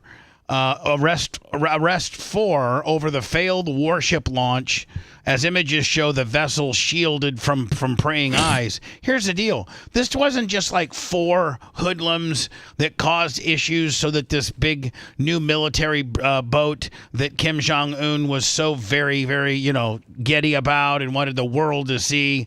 This is one of his biggest and newest destroyers or what have you. This was actually 4 people that worked within the military establishment of the country. Yes. So things like this happen. And let's say that us as as Americans, we had a brand new destroyer, Dan, out there in Annapolis or wherever the hell. And the president goes out and they take the bottle of champagne. They're like, okay, I commissioned the new USS Abraham Lincoln. And they knock off the bow like they did in Caddyshack. But here's the deal. The boat has some problems, and it can't get. Is it when you're moored or mooring? Yeah, it can't get off the moor. Yeah, it can't get untied or it's hooked up or something. President Trump or President Biden or President Clinton or anybody that's the commander in chief from any president wouldn't automatically arrest the 4th highest ranking naval midshipman, whoever the commander in chief of the Navy is, whoever his assistant, and then 2 assistants on down. He doesn't arrest them, and it just happened. It was a mistake. No big deal. I guarantee you these 4 men are not alive right now. I was going to say, you think they were disappeared? No. I think arrested means killed. How did they screw it up? Did they sabotage it, or was it just a pure innocent mistake? Let's if it was a sabotage, Trump would arrest him. No, it was an innocent mistake, but I mean the way that he had this, the way that they had the party and made such a massive deal out of it, and then it was a complete dud. I think he said was like an act of terror. Yeah, I mean he was not messing around at all. Here's the deal: he killed his uncle for not clapping hard enough one time. Right. There's a story that goes. I don't know if it's an urban legend or not. I think you can Google it, but I think Kim Jong-un was doing some type of, at a basketball game or some kind of gathering, and they announced him, and he watches. He has people that watch, and if you don't just absolutely go, absolutely crazy, he'll have you arrested and potentially killed, and one of those people was his uncle. North Korea has arrested 4 people that claims bear responsibility for the launch accident last week, and that left leader Kim Jong-un newest warship lying on its side and partially submerged in a shipyard. In a state-run media has reported. Well, first of all, state-run media means media that he's looked at and decide. Like he wrote it, or his workers wrote it. Strauss TV, $10. State-run media. Yep. The 4 people detained. I'm sorry, the 4 people killed, probably, included R. Hoing San, Vice Department Director of Munitions of the Munitions Industry Department of the Party Central Committee, who was greatly responsible for the occurrence of the serious accident, a report from the Korean Central News Agency. Like, that's fair and balanced. Right? Did people get injured? That's their motto. I don't know. No. It's just the boat. The boat just went on Kim its side. Jong-un's ego. Yeah, that's the problem. On That's why these guys Sunday, will be gone. the infamous Korean Central News Agency, from here on out now referred to as the KCNA, said that 3 others have been detained. Kang Jeon Choi, chief engineer of the Chongsing shipyard, where the incident occurred. Sorry, the wind was blowing too hard that day. I'm going to have to take a lick for it. Hong Koing Hak, head of the Hull Construction Workshop, and Kim Yong Hak, deputy manager for administrative affairs. So these weren't like 4 hoodlums that went out there and sabotaged the ropes or anything like that. These are 4, probably the 4 highest ranking military naval men, if you will. Kim last week called the botched launch, which he witnessed, a criminal act and vowed to punish those. Well, you're dead. I mean, come on. You know how they don't. I mean, they turn the lights off at 8 o'clock, don't they? I don't think. To say power. I don't think they let. I don't think there's power at night. Yeah, I think there's been maps from. There's no internet. Yeah, there's no internet at night. Yeah, like it's just all dark. Yeah. I think Kim Jong-un is the only guy that has lights. This is what they spend all their money on, Bubba. Last Wednesday's accident resulted from a malfunction in the launch mechanism that caused the stern of the as-yet-to-be-named 5,000-ton destroyer to slide prematurely into the water, crushing parts of the hull, leaving the bow stranded on the shipway. The KCNA, which is the Korean Central National News Association. Man, they were saying a few years ago that he would be able to hit the western part of the United States with a nuke. I don't even know if he'd be able to get it out of his own area. I don't know that he can even get it off the ship. You're bringing up the whole point of why these 4 people are probably never going to be seen again, because this is an embarrassment to him on the national stage. Oh, the international stage. He was hoping to have this thing launched. He wanted this badass 5,000-ton destroyer just to be, floating around like it's Johnny, Yep. Meanwhile, we've got these all over the world. Yeah. Meanwhile, this is just another Thursday for us. KCNA reported on Thursday in a rare admission of fault from the otherwise highly secretive state. State media reported on Friday that the damage to the warship was less than North Korea's initial estimate, saying that there were no holes in the hull, although it was scratched along the starboard side. It also said a certain amount of seawater flowed into the stern section. But there were no holes. Repairs could take about 10 days, the report said.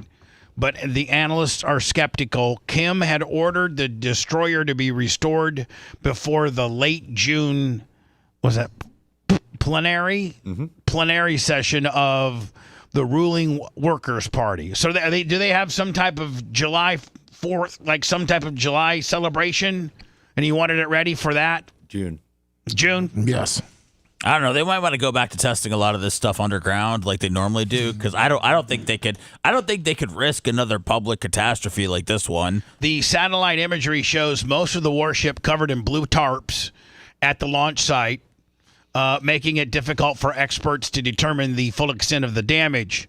But analyst Carl Schluster, a former U.S. Navy captain, said repair work could take up to 6 months, well beyond Kim's June target. If the hull damage extends across the ship's port side, covered by the tarp, then we're looking at 4 to 6 months of repair work. Repairs could be completed or can be complicated depending on the amount of seawater that entered into the warship. The interior of the ship would need to be thoroughly flushed with fresh water, then dried to prevent salt crust from forming on metal surfaces. Yeah, Kim Jong says, I want that ship fitted out, blah, blah, blah. These guys have not been arrested. They are dead. They're dead? Yeah, it's a shame. I mean, if he killed his uncle for not clapping too hard, what do you do to the head of your Navy when your pride and joy that you want to go out and, floss completely flips over and it's looking like, it might take 6 months to a year to fix? It might be a complete flop. I mean, what do you think he does to the soccer team if they lose? I mean, does he do like Saddam Hussein does and like torture them? I think he kills them. Does he? I think he kills them. Well, he took his stepbrother out with those female assassins in the airport. Yeah. Can you imagine if you're the goalie and it's on 0-0 a game, Dan, going into the last minute, and the goalie lets one by and the other team wins? You don't think the goalie's getting his head cut off tomorrow at noon? Yeah, I'm not going home. Yeah, just saying. Continuing, it seems, I guess, because of they had Friday off and they had yesterday off. Today probably picks up. Are we going into now the third or fourth week of the P. Diddy trial? I think this is the third week. This is the third week.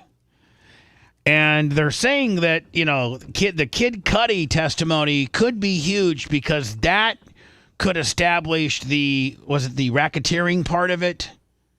Or, like the Kid Cudi part of it establishes one of the government's counts of lighting his car on fire. The arsonist, I think it was. I don't know. Yeah, probably. So Kid Cudi took the stand today, and as far as I'm concerned, Kid Cudi, at least I thought, if you're JD Iacco, the attorney for Kid Cudi, do you tell Kid Cudi, don't get out of the car burning a Newport with a white T-shirt and jeans on? Have a little more respect for the process and the court. He looks like he just came off the set of Grease. Have more respect for the whole body of work known as the judicial system. 100%. thought would be the biggest link to the racketeering charge. So they're saying that the Kid Cudi deal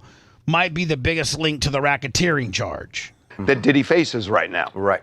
And you think he was not, or after hearing his by the way, his testimony, we're going to get into it in a second here, is if everything he says is accurate. I hate smokers that are so goddamn addicted to their cigarettes that during a traffic stop or during, your entry, you got, every camera in the world on you as you exit your SUV to go to the P. Like, you cannot be without that cigarette. Like, how many times have you watched a cop show and the guys, They always want to start smoking when they're pulled over. Happens all the time. I don't know how you don't think this is linked to racketeering, because he testified Diddy and an associate showed up in his house, ransacked the place, burglarized it. Mario Gonzalez, Lummy, on the PayPal. Love my Dr. Dan. PayPal, Venmo, Cash App. Thank you. His dog in a room and set his car on fire. Right. Put a Molotov cocktail through the sunroof. Now, how is that racketeering, though? Jay? I'm waiting to hear it. Of the Porsche. Tell me which part. That's certainly arson, right? Mm-hmm. That's arson all day. It's also a prior inconsistent act, which should not be admissible. That is not. Prior act. What's that? Prior acts are not supposed to be used for to prove something happened in the future. So it's an inappropriate use of prior acts. I'm not. So violent enough. Let's get into it, because I think this is really important. Let's talk about the testimony. I'm not advocating one way or the other. I see this both ways. Okay. So you've got Diddy, who is using his employees, presumably, to burglarize the house, to throw a Molotov cocktail in his Porsche. And this is all because Diddy is jealous that Cudi is dating Cassie. Right. We should set the timeline here. He said this is December of 2011. Cassie and Diddy have broken up, and Cudi is now dating her. And he gets a call from Cassie saying, Diddy found out that you and I are dating. He's really upset. Can you come get me? Cuddy goes and picks her up. They're in his car. They're going to a hotel, he says. And then they get a phone call from a woman named... God, she's so beautiful. Capricorn Clark. Right. She is... Yeah, there you go. Capricorn Clark. Assistant. It's Caitlin's, on the spectrum cousin. Of Diddy's. And she says, I'm sitting in my car outside your house, Cuddy. Diddy and another guy are in your house right now. And apparently unwrapping gifts. So Kid Cudi and Cassie are at a hotel. Kid Cudi gets a phone call for somebody that works for P. Diddy saying P. Diddy is in your house, just in your house. I guess put his dog in a different room and is unwrapping Christmas presents. Which to me makes it look like, what's he giving her? Right. I mean, that's kind of what it feels like to me. Yes, because this is right before Christmas. Right. So they start opening up the gifts. Cuddy, then his reaction to that is, I got to go back to the house. So he confront. He calls Diddy. Right. And says, where are you? And Diddy says, I'm here at your house. So they're going to do a face-to-face. Right. That Kitty is going over there. Cuddy is going back to see Diddy. And then you better bring a gun. Cuddy has a change of heart and says, I'm not going to do that. I am going to file a police report. Okay. Probably the smarter of the two. Right, Jay? Any convictions? I don't remember any convictions about this happening. But I mean, if he did file a police report, at least there is proof that he was concerned that this act was happening, correct? Right. Documents the documents his concern. We should talk about why he decided not to go back because... I wouldn't go back because you're going to get shot. Diddy's there with some other guy. He doesn't know what their intentions are. Right. Quite honestly, what he's saying is, I don't know if they got guns, and if what they're going to do to me, I'm going to file a police report. So he files a police report, and then a period of time passes, and that's when the car gets torched. Right. This is only a couple weeks later because he said the car got torched in January 2012. So he spent Christmas with Cassie's family in Connecticut. They kind of broke up, and then his car gets torched. He said somebody cut open the top of his Porsche convertible, the soft top, dropped in a Molotov cocktail, and now we have photos showing the damage. There's a red interior to the Porsche. There's a lot of fire damage. You can see where the Molotov cocktail got dropped into the driver's side. But this is after he was at Kid Cudi's house. This is a few weeks at least after. Correct? That's what they're saying, yeah. Austin, I don't know what your reaction was. And did you make a police report then, too? These photos, when I saw them, I thought... You're smart, Bubba. I mean, it's bad, and it certainly shows that a Molotov cocktail, some device was dropped in there. We had heard this as his car getting an attempt to blow up the car. And I guess you could say it was. I don't want to belittle the damage, and it's not even about the damage. Well, look, it's more about did Diddy order someone to do this? Well, if he did, they really can't prove that. No, they really cannot. If Diddy says no, I didn't, and unless they can find somebody that did do it, that says I was ordered by P. Diddy to do it, it's a non-point. It happened 14 years ago. I'd like to cross-examine Kid Cudi. Yeah. Yes. I mean, I think that's clearly what the jury received here. Right. That Diddy did this. And that, I mean, if it's not as bad as you thought, it's just they weren't... No. I don't think you can automatically assume that Diddy did this. It's a pretty big leap, man. Yeah. Right. They weren't good at making it doesn't Molotov matter. cocktails. It doesn't matter. Yeah, they're bad at making Molotov cocktails, but they did it. But they still did it, and that's the point. Look, these are definitely mafia tactics that are being employed, and the jury is probably going to link those to Diddy. But I'm starting to understand a little bit what Harvey's saying. Let me say it, because I'm going to throw the grenade right now. So yes, we've been having this discussion for a few hours now. These are tactics that organized crime sometimes uses. They will ransack a place. They will threaten somebody. They will blow up a car. Those are all tactics. The question, usually when you have organized crime, you have like a front, in this case, maybe the music business, but then they're operating an illegal business, whether it's selling guns or drugs or something like that. This is either, you could call it racketeering, or you could call it a crazy, criminal, jealous boyfriend. Yeah. That's what you call it. It's not racketeering. Yeah, right? I mean, it's only racketeering if you can tie it to the business. Racketeering is similar to conspiracy, where it takes multiple people to be involved with an agreement to proactively do something illegal, and I just haven't heard any testimony like that. And you got to tie it to the business in order to make it racketeering. And it could just be a mad, jealous-ass boyfriend that's criminal.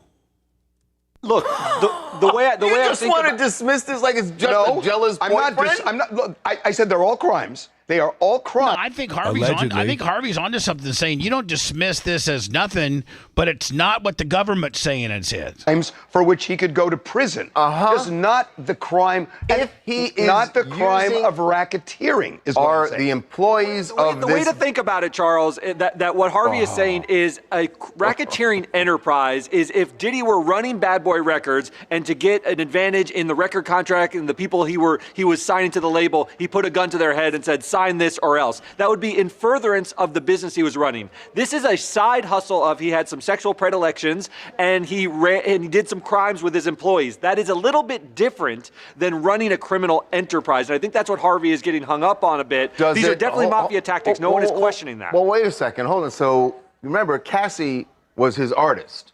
Right. And her mother already testified that when Diddy called asking for the $20,000, he said, "This is money I spent on her." And so I'm out expenses on this artist. Charles, why did he? Now, see, that's, in my opinion, Jay, more of a problem and more of a potential racketeering extortion kind of deal when P. Diddy called Cassie's parents demanding $20K for the amount of money that he spent on her. That, to me, has more credence than throwing a Molotov cocktail into Kid Cudi's car. Well, you probably know this from the music industry, but that happens all the time. The artist is responsible for costs, and you hear about these elaborate tours that young artists go on, and they didn't realize that they are responsible for all the costs. Right. And they end up making no money, and then their agent and producers and everyone become gazillionaires. So, I mean, I think it's horrible again, but these are just all these little nuances. You got to put together a cohesive case. What is the case? You That's better what my pay it problem back. is. I don't see it yet. They're all over the road. I was arguing with my wife about it this weekend because I said, there's... She slapped you in the face like the guy from France? It was really actually a pretty fun discussion. And it was just really Did you watch Dirt Vision on Saturday night? I was watching parts of it, yeah, for sure. It was unbelievable. Watching Kurt's... they were going to win that if the brakes hadn't... They lost the brakes. Did you know that? I didn't see that part. Yeah, I fell asleep. Davey was leading the first 150 laps. So he drove the brakes off that thing? Yeah, he drove the brakes off it. Then they lost. Awesome. He ended up third, but they were winning the first 150 laps. What? Why he did said he? These are expenses. No, I know what he said. Right. Why did he suddenly call Cassie's mother and say, "I want the $20,000"? Because she was dating Kid Cudi. Jealous criminal boyfriend. Who has an organization doing his bidding, but it's because he's a jealous boyfriend. You don't think mob bosses are jealous and they have petty reasons that they want things done? But you don't go after, they get it done. You don't go after mob bosses because it's the of their action. It doesn't matter. No, it does matter. See, here's the difference. The black guy in dreads isn't a lawyer, and Harvey is. So exactly, they're going to get frustrated at each other because there's two ways to look at this: on the street level and on the the journalistic level, like we are. And this African American guy with dreads, I'm kind of feeling his approach. But Harvey is a lawyer, and Harvey knows more about the law, the legal aspect of this argument. No, that's the thing. It does matter. It does matter. But it's also it's good for business in that he's head of Bad Boy Records. So therefore, you're maintaining a reputation as a formidable person in one of his artists. Shady business. And it's all over one of his artists. Okay, well, so now I get it. You want to say there's a a gray line here's the between thing. whether she's girlfriend or artist. If they believe Cassie, and frankly, I think they're gonna, about extorting her on that airplane, saying, do a freak off, or I'm going to release the tape, they got him on that charge. I mean, that's the interstate transportation of a sex worker using coercion. They got him. And that's an easy one. It's a layup. I think racketeering is a stretch, is all I'm saying. I agree with him. Well, I absolutely agree with him. Here, my wife and I were discussing, not arguing, this point is which when you see the texts from Cassie, in my mind, she loses a ton of credibility. And so if I'm the defense, I'm focusing on all the inconsistencies and all the times where she's said, let's freak off. I love these freak offs, all these types of things. And I just feel like when you just get her to admit to the consensual stuff she did, and you get her to all the little nuggets that they got, you can argue in closing argument, this is a person who's going to do whatever they can for themselves. And that Diddy may be an abusive monster, but he's never done anything in a sexual context that wasn't completely consensual. I don't know. I just feel like I don't know if she really liked getting peed in the mouth. She asked. I mean, that was part of the discussion. I'm like, You're listening to the Bubba the Love Sponge Show. If you want 24/7 on-demand Bubba and the crew, go to BubbaArmyHQ.com. The Bubba the Love Sponge Show will be back after this.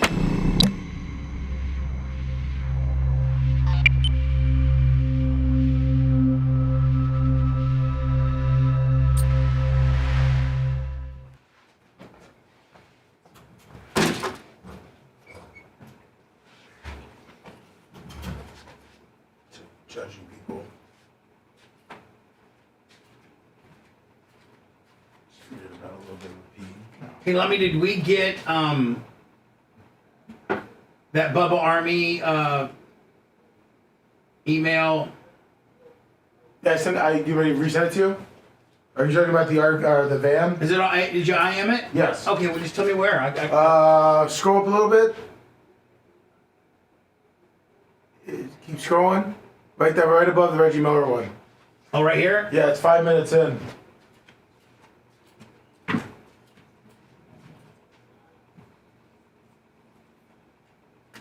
Five minutes is where they open the door. All right, well, I'm going to see if I...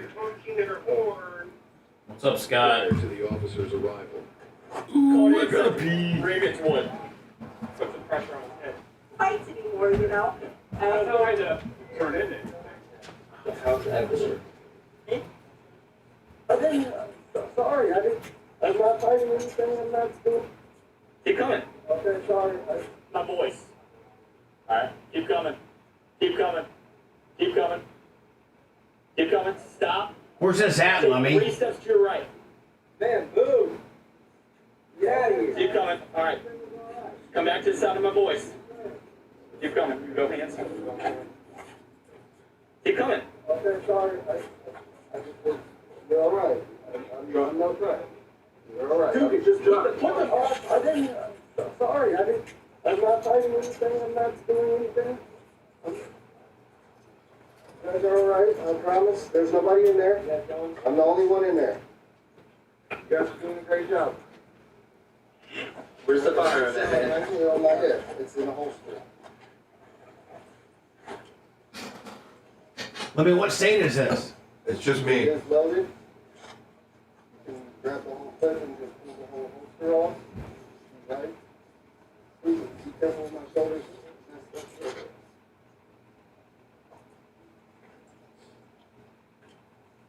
Where's the fire? V-Bond, you missed Morgan Exterior and Denny Hamilton and Davey Hamilton driving with the Bubba sticker on. You got the podium, was in first, had a brake issue. Morgan Exterior is my in-laws, it's my father-in-law. He just texted me, Dave's been racing with for him for almost 5 years. Has it been that long? Yeah. Can't believe it was that long. I talked about him on He the said, air. 4 years, excuse me. First race was November 13th. And he says, Kirk, of course. He butchers your name on purpose. That's...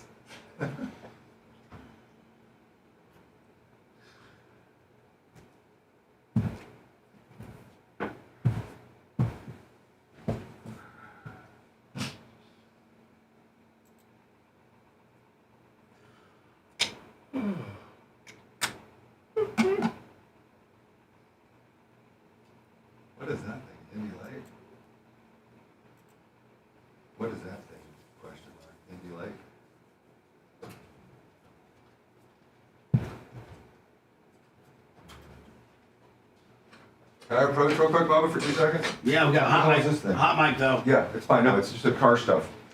Davey just sent me this. I don't know what the hell. What kind of car is this thing? What's up there, version? Indy Light. Oh, it is. Okay, that's what I thought it was. Indy Light. That's pretty sick looking. This is one. They A couple clicks down. No, this is next. Just one click. Yeah. Oh, it is. Yeah. That's cool. Yeah. Kirk said his dad is so cool. Oh, his dad was an IndyCar driver. Exactly. And so was his dad. Davey's third generation.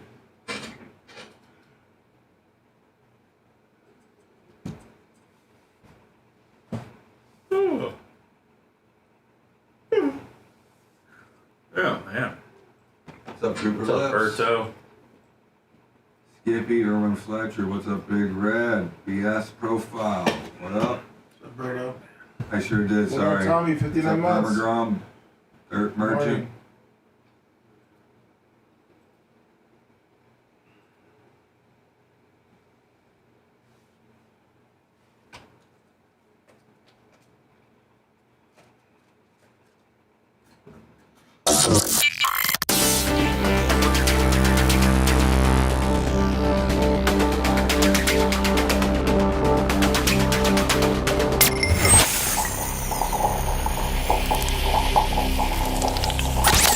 Broadcasting live from the Aquabito studios, aquabito.com/Bubba. It's the Bubba the Love Sponge Show.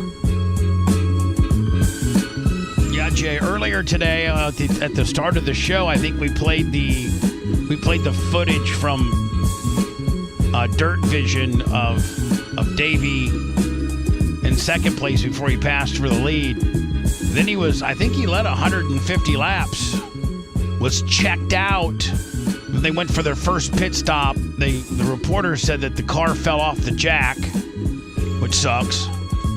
And then they couldn't get a push truck. I think they went back to like fifth. I think he ended up working his way up to fourth, and then eventually third. But he had no brakes, or the brakes were fading bad. Lasker was actually giving me play-by-play because he was on with Kirk. Nice. Has he been running with him when he goes to the races now? Little bit. I guess he's racing again in Michigan on Saturday. He says he needs more Bubba Army stickers for his wing cars, big ones, large white ones. It was so... Big E7375, $50. It was so cool to see that on TV, and Kurt had him plastered right smack dab in the best possible, I'll get him. Tell him to give you measurements as what he needs, and I'll have him make whatever he needs. Just give me measurements. Okay. You might put one on the belly part of the. I think those are 5x5. I think, but just tell him to let you know what size to get, and I'll get them made. Okay. It looks so good. I thought for sure they were going to win it. Had the brakes not gone out, they would have won. They would have won, which they win a lot of races, and I know that they're disappointed when they don't win. But to salvage a podium when you lose your brakes is also a good testament to what kind of driver it is. I couldn't imagine driving on one of those ovals without brakes. Listen, here's the deal: not only what type of we have to give credit where credit is due. Not only what type of driver you got, but what type of program Kirk has, like. Carbon fiber, he's got all rotating titanium parts. He's got all carbon fiber. Like for the longest time before he got Davey, he always had the best car out there. Mm-hmm. He just had a hot-headed driver. You know exactly who he was. That he was just too. Kurt's old school, and he stuck with this guy for a long time. Or he'd been winning races way, way, way before he started winning races, and now he's got a driver that's a stud, and Kurt's got a top-notch program. Let's not. His race garage is insane. It's absolutely insane. Let me just tell you, one of those 410 motors, and I bet he probably has 6. There's probably half a dozen in there between 360s and 410s. They're $80,000. They're $80,000 a motor. And the one he just ran, he is no longer no good. He has to get a refresh on that, and a refresh is $25,000. He loves it. He absolutely, positively loves being involved in racing. And you know what? He earned it because he started out as just a window installer. Him and a couple of his boys. Now they got 3 different locations. They do everything exterior wise. He's a getter done, like I say in the most affectionate way about like you or me or people that like when push comes to shove, if they need to do something to get her done, he'll do it. He started by going down after Hurricane Andrew. He went down with a truck and a guy, and he worked down there for about 6 months, and he made enough money to open up a business. Yep. And the rest is history. Jay, could you do this? No. Well, that. Hold on. Now, Jay, what are these things? It's called a hydrofoil. Okay. And do they propel themselves? The rider knows how to create momentum by pushing and pumping and can ride them for a very, very long time, where I would be able to ride it for about 10 feet. Now, I guess he does eventually. The payoff is he does an 800. Really? And nails it. You can go for a long time on those, Jay? Those guys can by pumping 100%. I mean, some people can ride waves on them as well. What are they pumping? Like, is it something with their feet or something? You know how, like, on a skateboard, people can not put their feet down and they can create the momentum, get the skateboard to go? Right. Yeah. That's exactly what it is. What? There he is. There he is. Oh, see, that's how it is right there. Oh, see that? okay, He's pumping out of it. And so it's like a boom. Once they get planed out, Bubba, he can get it going. That's Jay right here. That's fine. So I thought that was like a jet or something, like a little jet. No, see, I always thought that they were actually propelled, like you said, Seth, by some type of propulsion system. But Jay, you're just saying they just use the water's energy and the natural tide to keep it, and they kind of pump it to keep it on plane. Correct. They have 2 kinds. You know, like Rob Elder and the people around Tampa have the kind that are propelled. You know, it's like a jet ski, but it has like a little motor in the hydrofoil, and you can go 20 miles an hour on them, and they're amazing. This is a board sport where these guys ride massive waves or do whatever. This is an ocean sport. This guy does nothing propelling him other than himself. I mean, Those flips are great. I mean, I'm just saying, I like that. That's awesome. Look at that still. Yeah. Like, look at that. One of those, and I'm out. He landed on his head. Are there a lot of groupies for this? Not really. Not really. I'd be one. I mean, look at that. He's got no time to celebrate. He's got to keep pumping. Exactly. Now, this is not necessarily our proudest moment as Bubba Army. What I guess our proud moment, Dan. I mean, Jay or Lummy would be, to watch, Kirk Morgan. That's right, going around and watch, his number 14 asphalt sprint car compete in the Little 500 in Anderson, Indiana, this past Saturday night on Dirt Vision, and watch his guy start in the second in the middle of the front row, and then go on to lead 150 laps. Had some mechanical issues and still limped it to third place. And the Bubba Army stickers on the side of the car got so much television experience exposure. Just that's when you're proud to say that you work here or for me or for the brand, if you will. That's when you're proud of the brand. And there's not a lot of, I think when I was in 98 Rock one time, a guy robbed a convenience store with the Bubba Army shirt on, and it was all over Channel 13 and things like that. And so, I mean, that's not a good day. It's not good for the brand. And so this, what did this fine gentleman do? What this fine gentleman is, he decided to open fire on, it was a road rage deal. And I don't know what state they're in, but it's an open carry state where you can have your gun on your hip, okay? And this gentleman, who I don't know if by having Bubba Army on your dashboard, if you're just hiding up a crack, or indeed you truly are Bubba Army. Call in, please. And if you have been released and are still not incarcerated, this fine gentleman right here who is, now his initial, I've fast forwarded because it's just, it's just bystanders telling people what they saw and the cops talking to each other. So they finally get this guy. So see this white van? Yeah. We will find out here in the next 2 minutes that when they search the white van, there's a big Bubba Army sticker right on the dash. Like, you can't miss it. And this guy right here, who I don't know if he's Bubba Army or he's borrowing somebody's van that's Bubba Army. I don't even know what state they're in. But he is guilty or been not guilty of, because he needs his day in court. Ohio. They're in Akron, Ohio. Home of the Zips. Zippies. So they're in Akron, Ohio, home of Goodyear Rubber Company. And he displays a gun, I guess maybe opened fire on a senior citizen in a road rage incident. And this is, I'm going to pick it up from where the cops have the road rage guy out of the car, and they're going to detain him. I don't know if this guy's Bubba Army or not. Very well, it could be he's borrowing somebody's truck that's Bubba Army, or he bought the truck of a guy before it was Bubba Army. He kind of looks Bubba Army. He kind of looks Bubba Army? Yeah. Keep coming. You go hands. Go hands.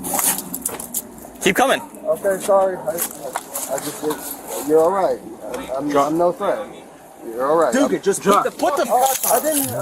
Sorry. I'm not fighting anything. I'm not doing anything. Oh, he's Bubba Army. You guys are all right? There you go. He's Bubba Army. You could just tell by the compliance. Just on the backup deal. By the compliance. Promise. There's nobody in there. You guys going? I'm the only one in there. You guys are doing a great job. Yeah, he's Bubba Army. He appreciates good cop work. Where's the firearm at, man? Right here on my hip. It's in a holster. Now he's accused of opening fire on a senior citizen in a road rage type deal, supposedly. Was that senior mouthing off?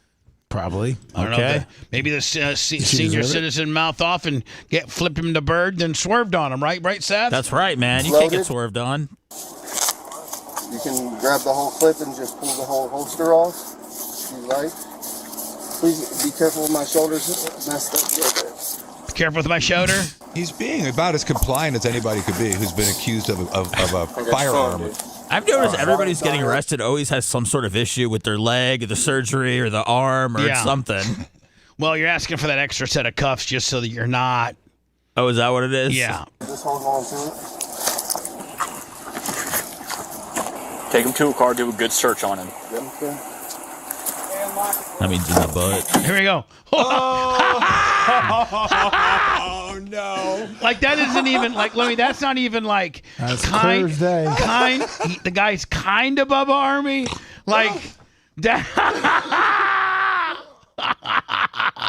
Jesus. John, it's like a billboard. I mean, the minute he opens up the car, Just hold on to it. Oh, boy. Take him to a car, do a good search on him. Okay.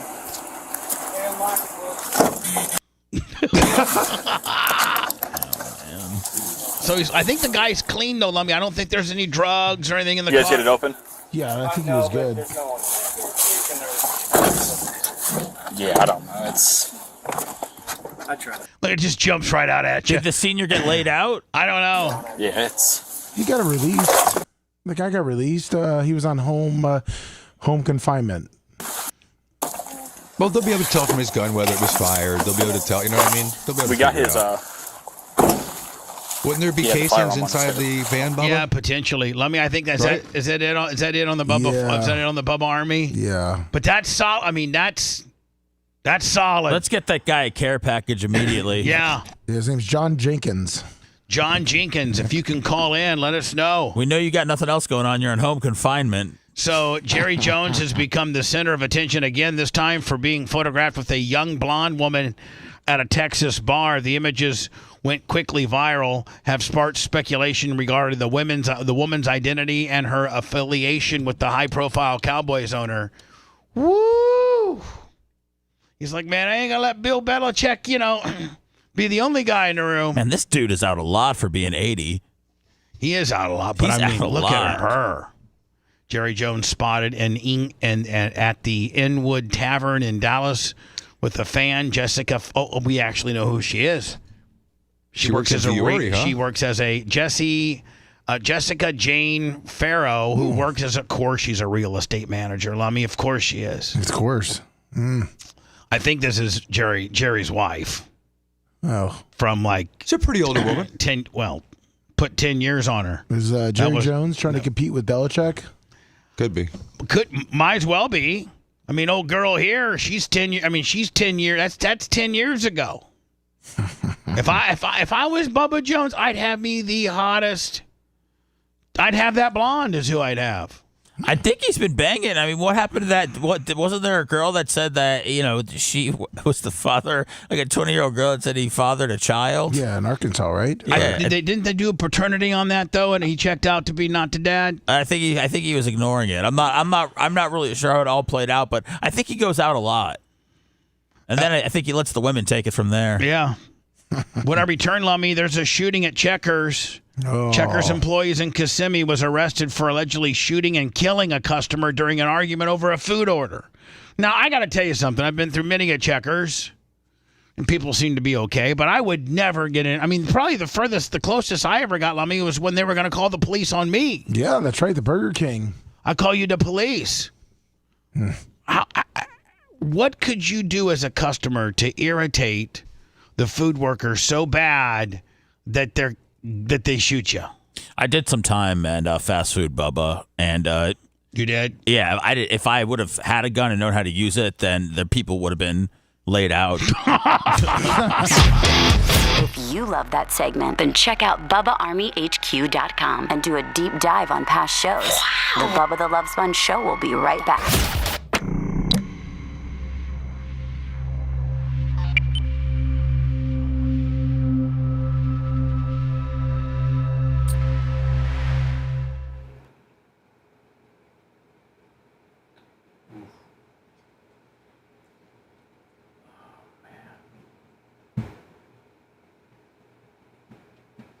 And was bitten on the arm.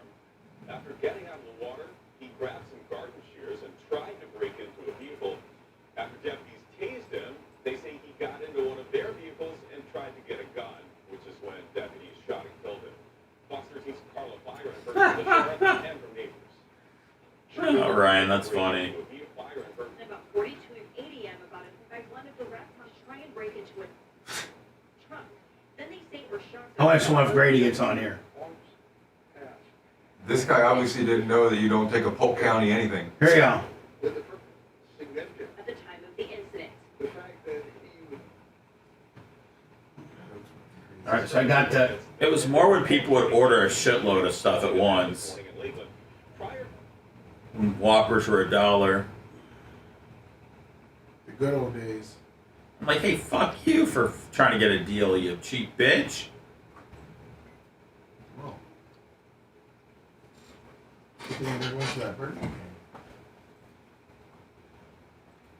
What's that? I'm sorry, sir. I said, good thing I never went to that Burger King. Yeah, good thing. The Burger King number 6, the one in Lutz on Van Dyke. Yeah, I used to get breakfast there. No, never to make a custom order. What up, redneck?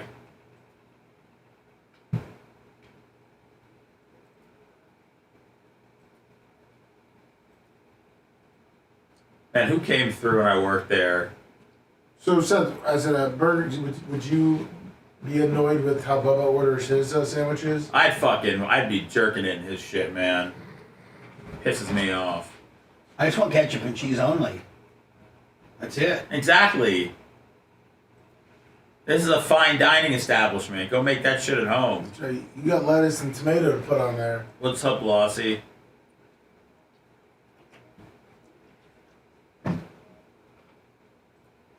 The worst is when people would come like 15, 20 minutes before we close. Bunch of assholes. We weren't making anything new at that point. I don't even know how we cobbled the food together. What's up, Blossy?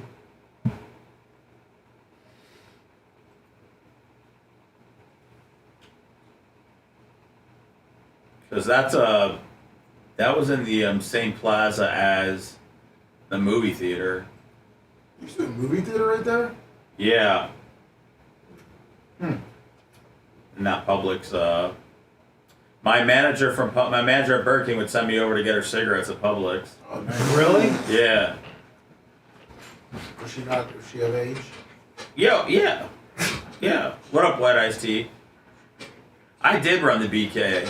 Oh, the broiler. No, I didn't run the broiler. I did the broiler sometimes, but you can just stick them through the conveyor belt and they're done when they get on. I know. Well, that's why there was this guy named Joe. He was a little special needs, and they had him. He did the broiler, but he was good as fuck at his job. All you had to do is just throw patties on the fucking gimmick, right? Well, I mean, yeah, but you got to get them right when they come out, or they're going to build that back up, and then they're going to kind of tear apart, or you know, there's a whole. Did you work the fries or the onion rings? That was kind of a collaborative effort. They would go, we need onion rings down. That's when you needed to put more onion rings in the fryer. Because you had a guy who just ordered them. So And it takes 3 minutes, right? Yeah, and then I need there'd be like the Whopper boards, the Whopper side, and then like the Whopper Junior chicken burger side. Then I always worked on the Whopper side because nobody could see it, and then I would just be eating chicken tenders during my shift. Just smashing them. Oh yeah. Smashing the chicken tenders.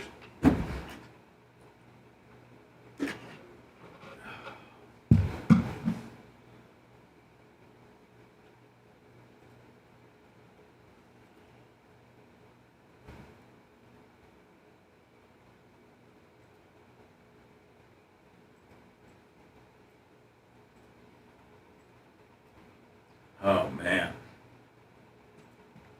OKC had me wound up last night.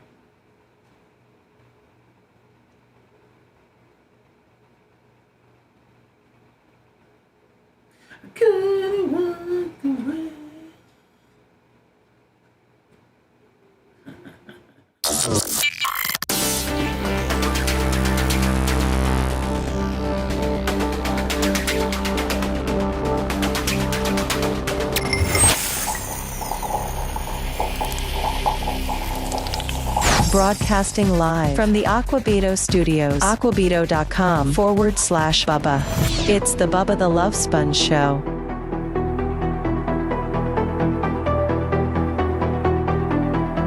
PayPal, Venmo, Cash App, all at the Bubba Army, or you can go straight to BubbaArmyTips.com.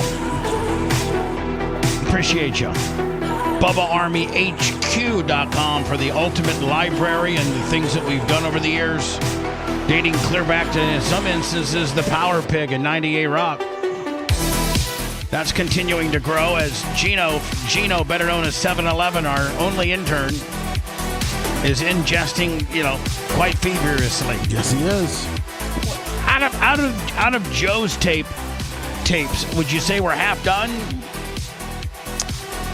Close to half? Close to half done, yes. Close to half. Yes. Which is pretty significant. It is. Yeah, he's knocking out at least 2 to 3 a day. And then you got, what year, maybe 1 or 2 more years of Cox? Yes. Yeah. You didn't answer it. About 2 years of Cox. 2 years of Cox left. And then you'll have everything. Then we're done as far as having everything up. Well, yeah, then a lot of the other stuff. Ingested. Well, then we got to find the reel-to-reels. Oh, the reel-to-reels. And then there's some Power Pig stuff. Oh. Customer is dead after allegedly being shot by a Checkers worker. Fox 35's Kelsey Cairns is live at that Checkers tonight. So, Kelsey, police say this all started over a burger and fries? Yes, good evening, Marlisa and Luann. As you just mentioned, yes, this all started when a customer and an employee got into an argument over a food order. Just to give you an idea of where we are, we're at this Checkers here in Kissimmee, but take a look right next to me here. You see this hole in the wall. It's a large hole, and you can see this little evidence marker sticker. I spoke to a witness. This could be possibly where one of those bullets came flying into that store. You can see right here, we've got a closed sign on the order window because this Sorry, we got shot up. Closed for being shot up. Entire area has been closed off for this entire day after that shooting happened last night. I don't know if I'm working whatever channel this is, let me, Fox, of Orlando that I have my reporter that's reporting on a gun exchange that happened at the local Checkers hamburger joint. I don't know if I have her wear this. I don't think this outfit is appropriate for this. What the hell? It doesn't really fit it. Yeah, I mean, like this would be like You're in hair and makeup now for the news? Well, no, I'm not. But I'm thinking that you're like me would be maybe a little casual, a little more casual over a checkered shooting than it looks like you're reporting live from the, I don't know, the Apopka prom. What do you want her to wear? Like a Simple Plan shirt? Not that. That's like a very formal. Like if she was reporting live from the Casey Anthony trial or something. You take a look next to me here. We're here at the Old Town, which is part of Fun Spot. So this is a high traffic area. A lot of families in and out. And just tonight, as we've been here, lots of. Is it me, Jay? Or is that a little? Maybe she's going on a date after to Old Town. Maybe she's going to Old Town. People coming and going. So you can only imagine just how chaotic she's this got a scene Kelly may Clarkson have been thing going last on. night. That's. She kind of does got a Kelly Clarkson. Yeah. Now we got a buffering deal going on. Man, this Checkers does not. I know it's next to Old Town, but man, that Checkers looks like it's up to no good. It's open from 10 a.m. to 3 a.m. I have no idea what the hell what I got going on here other than a buffering deal. Oh man, Jesus! Every day we're buffering. Come on, Kelsey. If I go back? How chaotic this scene may have been last night. How chaotic this scene may have been last night. You can't talk trash about her, Bubba, and then expect her to continue to give you the good stuff. Yeah, I can't see this. It's got to be serious. There's yellow tape everywhere. Witness Michael Beecraft and a friend were staying at a hotel. Osceola deputies into the back of a deputy patrol car. Investigators say he shot and killed 51-year-old Wesley Robertson after an argument over his food order. They got sheriff, they got troopers, they got city. Something happened at Checkers. It's got to be serious because there's yellow tape everywhere. Witness Michael Beecraft and a friend were staying at a hotel nearby when they started hearing sirens. Investigators say the shooting happened Wednesday night. It's right next to Old Town there. Just after 10 o'clock. We didn't hear no gunshots, but we heard a helicopter clearly. And so we kept, we started following the police. On Thursday, the restaurant was closed with a sign on the order window and some caution tape blocking off the drive-thru. It's getting crazy nowadays with the kids and the guns. If they're not calling 911, they're pulling out a gun. That's how it is now. Is that a ride, Lummy? Yes, it is. No, thank you. Yeah, no thanks. Here we go, straight from the prom. As it stands, Mackey is currently sitting inside an Osceola County jail cell facing a charge of premeditated murder. He has no bond. We have also reached out to the Osceola Sheriff's Office for a full report. Reporting live tonight in Osceola County, I'm Kelsey Cairns, Fox 35 News. The customer asked for an extra packet of mayonnaise. That's it? Supposedly. Got one in the chest. During lunch rush. Welcome, Checkers. Yeah, I'll take a number 2 with some fries, and you think I can maybe get an extra thing of mayonnaise? Joe! The American, I guess the quarterback of the USA national flag team, football team, the flag football team, as they've now denoted that this is going to be part of the 2028 Summer Olympics held in Los Angeles, that flag football will be a sport, and I think that the NFL... Did the NFL Players Association approve? Yeah, they could send one player per team. Oh, really? That's it, yeah. And so I guess this guy's full hot. We deserve, it says the flag football players deserve their opportunity to play for a team in the USA in the 2028 Los Angeles game. This is a sport that we've played for a long time, and we feel that we are best at it and we don't need other guys. Well, that's great. That's great. Because I don't know what your football lineage, whether you're a Division III guy. No, he wasn't any divisions.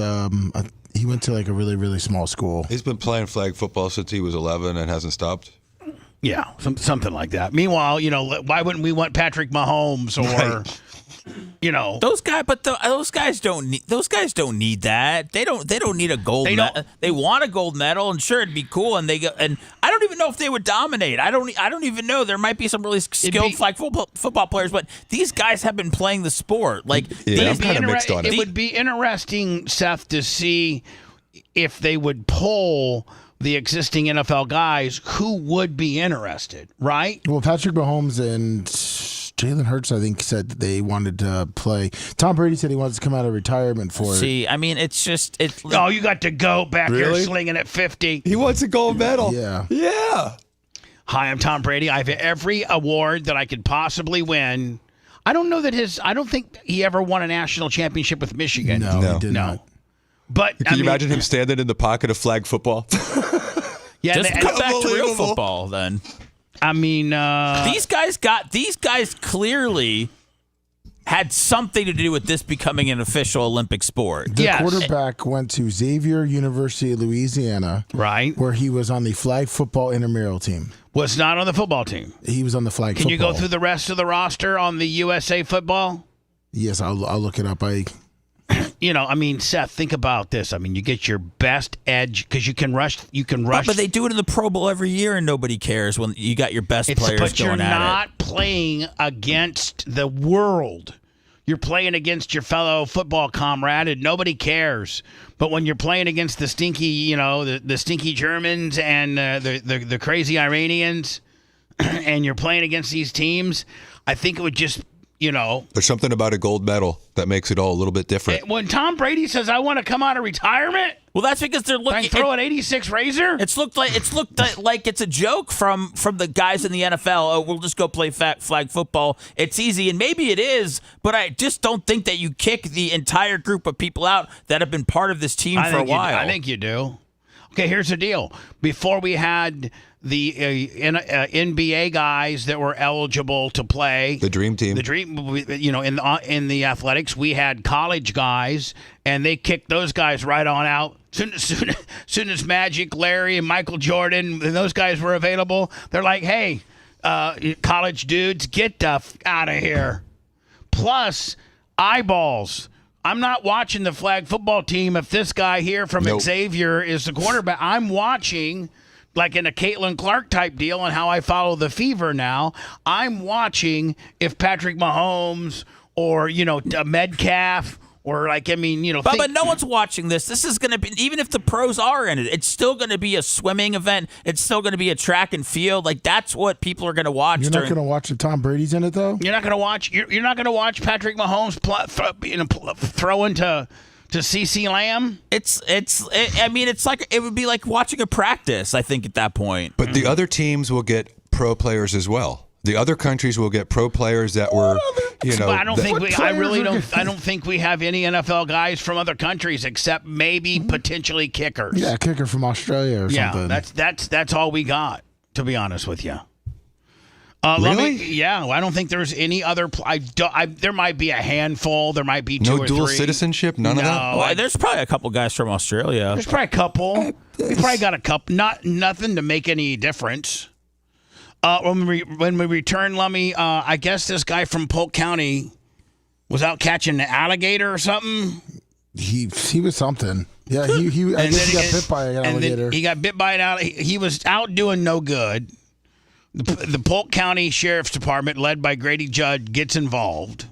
This bad guy gets like some bolt cutters and stuff and starts trying to vandalize something. And then he made the fatal mistake, which is why he's dead right now, as he decided to try to steal a Polk County deputy sheriff's car. And then that's when they put the lead in him. And Grady will explain the whole process next.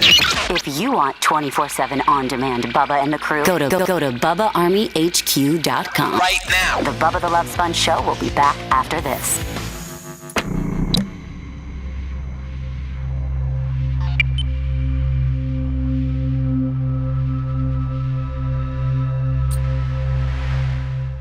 NBA went all over the world. There were players from all over the world playing at different teams. There's 2024 here. Let's see. I think you just have to have a 23andMe from a different country and you're in. Is that what it I is? think that's what it is. All right. Let's see. Oh boy. So like Steve's got dual citizenship with Italy. Steve could play for Italy. Well, this thing did all world, all international team. But your best quarterback is a guy from the Canadian League. So.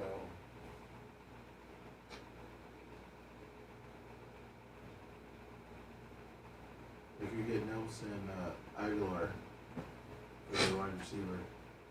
John and it's Mechie. There's some urban legend when the dream team originally went to practice with the college team that they lost the first game. We did. We covered that. We did it here.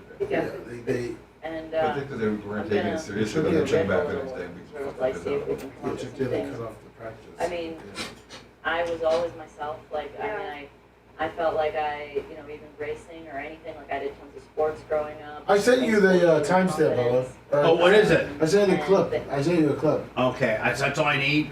Yeah, let me. I wish my arms looked like hers. Yeah. All right, let me go to your IM. Where's it at? Let me find it real quick because I had it. Half of Let me go to my That's a messenger. very long time to see. It's in your messenger. I got it.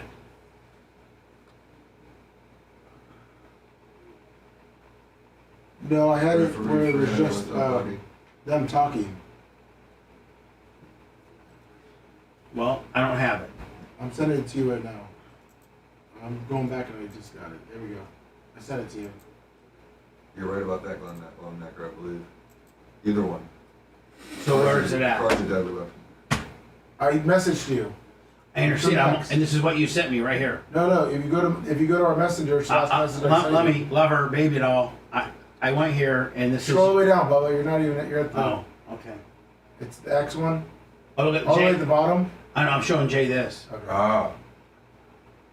Oh, that got fucking taken away. All right. Unless it's here.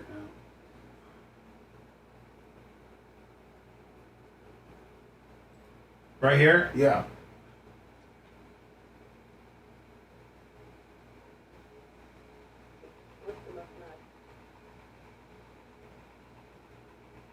Man, Danica looks little.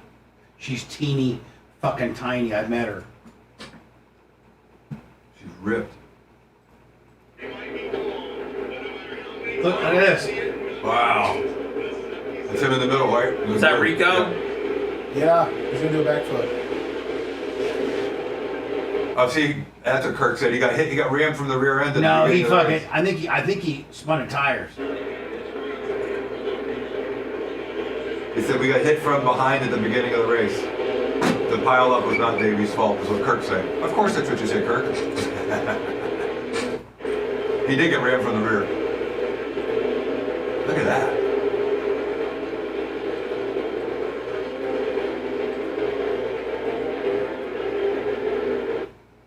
That's unbelievable.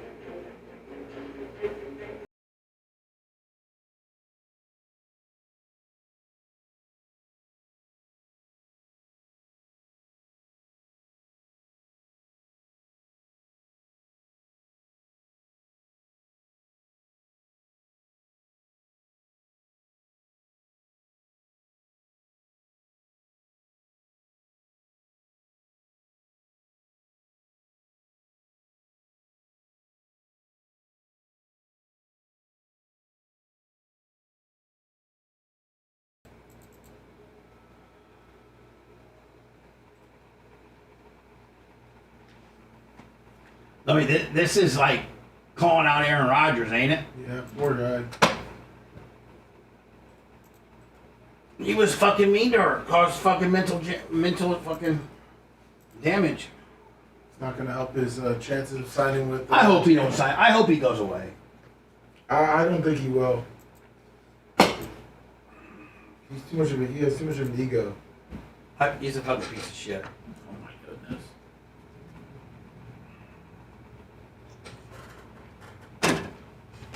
She does a limited amount of F1 announcing in the Florida. In the, Oh no, she does a pretty good job.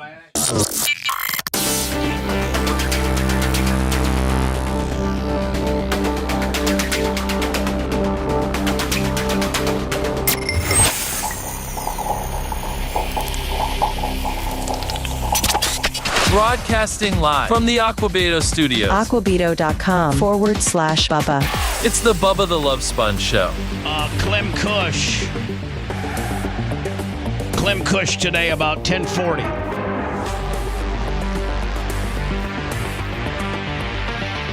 So stick around and try to get a hold of that if you can.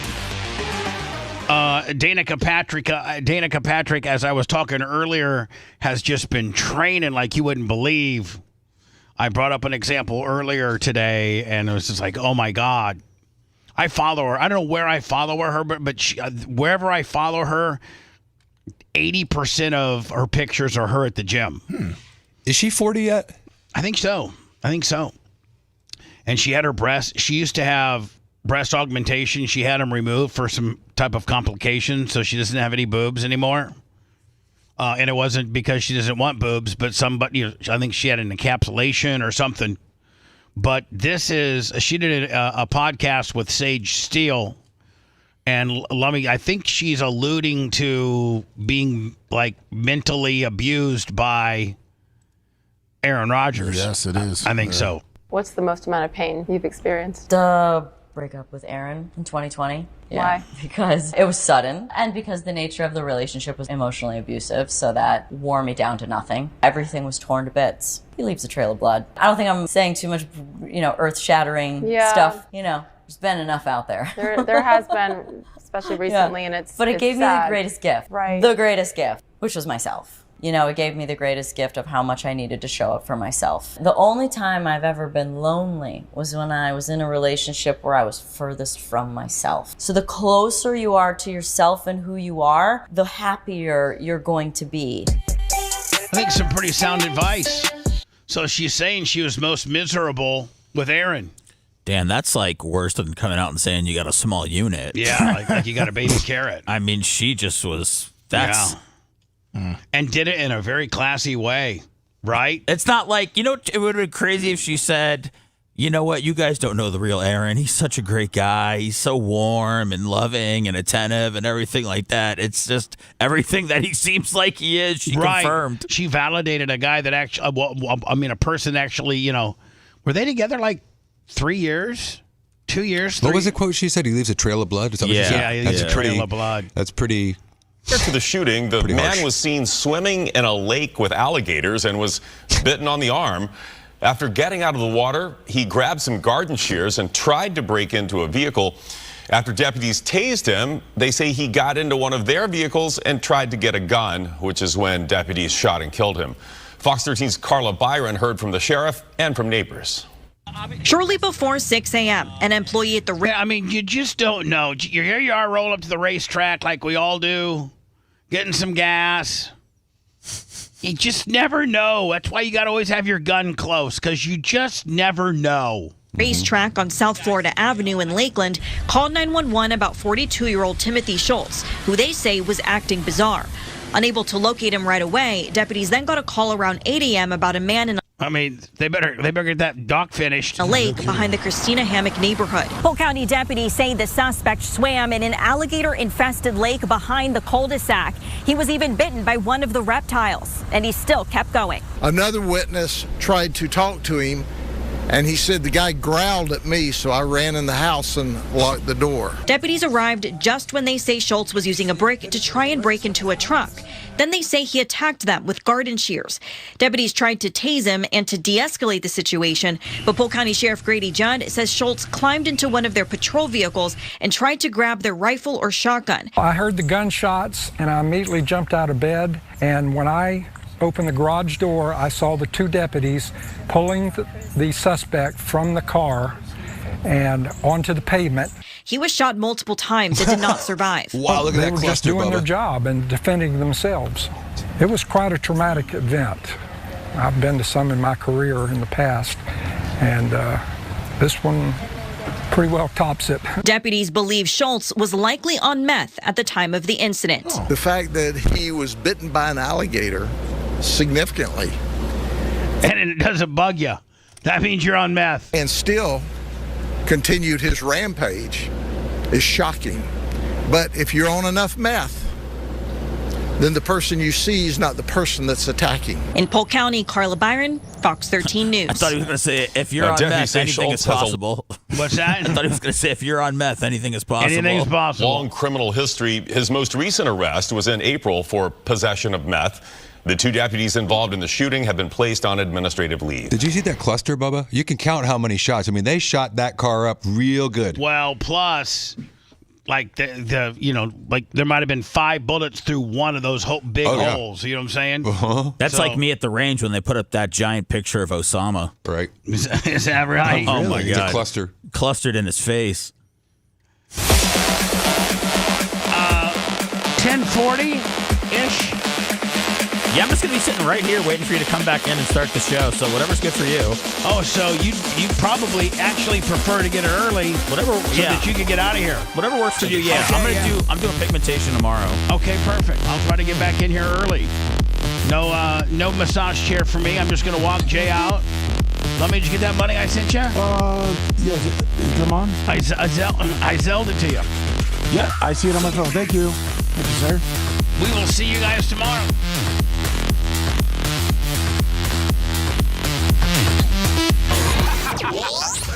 Thanks for letting me finish. You've been listening to the Bubba the Love Sponge Show, starring me, Bubba the Love Sponge, co-host and show historian Lummet. It's Seth, co-host and president of podcasting. It's Brian Matroni, king of counter programming. You're wiring up. It's Mini Macho. The BRN agent, Thomas Buttoned Up B. Co-host Dr. Dan Diaco Esquire of Council. Co-host J. Diaco Esquire, the Spitting Cobra of Council. Now, time for the legal disclaimer. Exactly. The Bubba the Love Sponge Show is intended solely for the enjoyment of our listening audience. Any rebroadcast, retransmission, or other use of this show without express written consent of the Bubba Radio Network is prohibited. We must dissuade him of this delusion. Until next time, always remember. I'll repeat hello.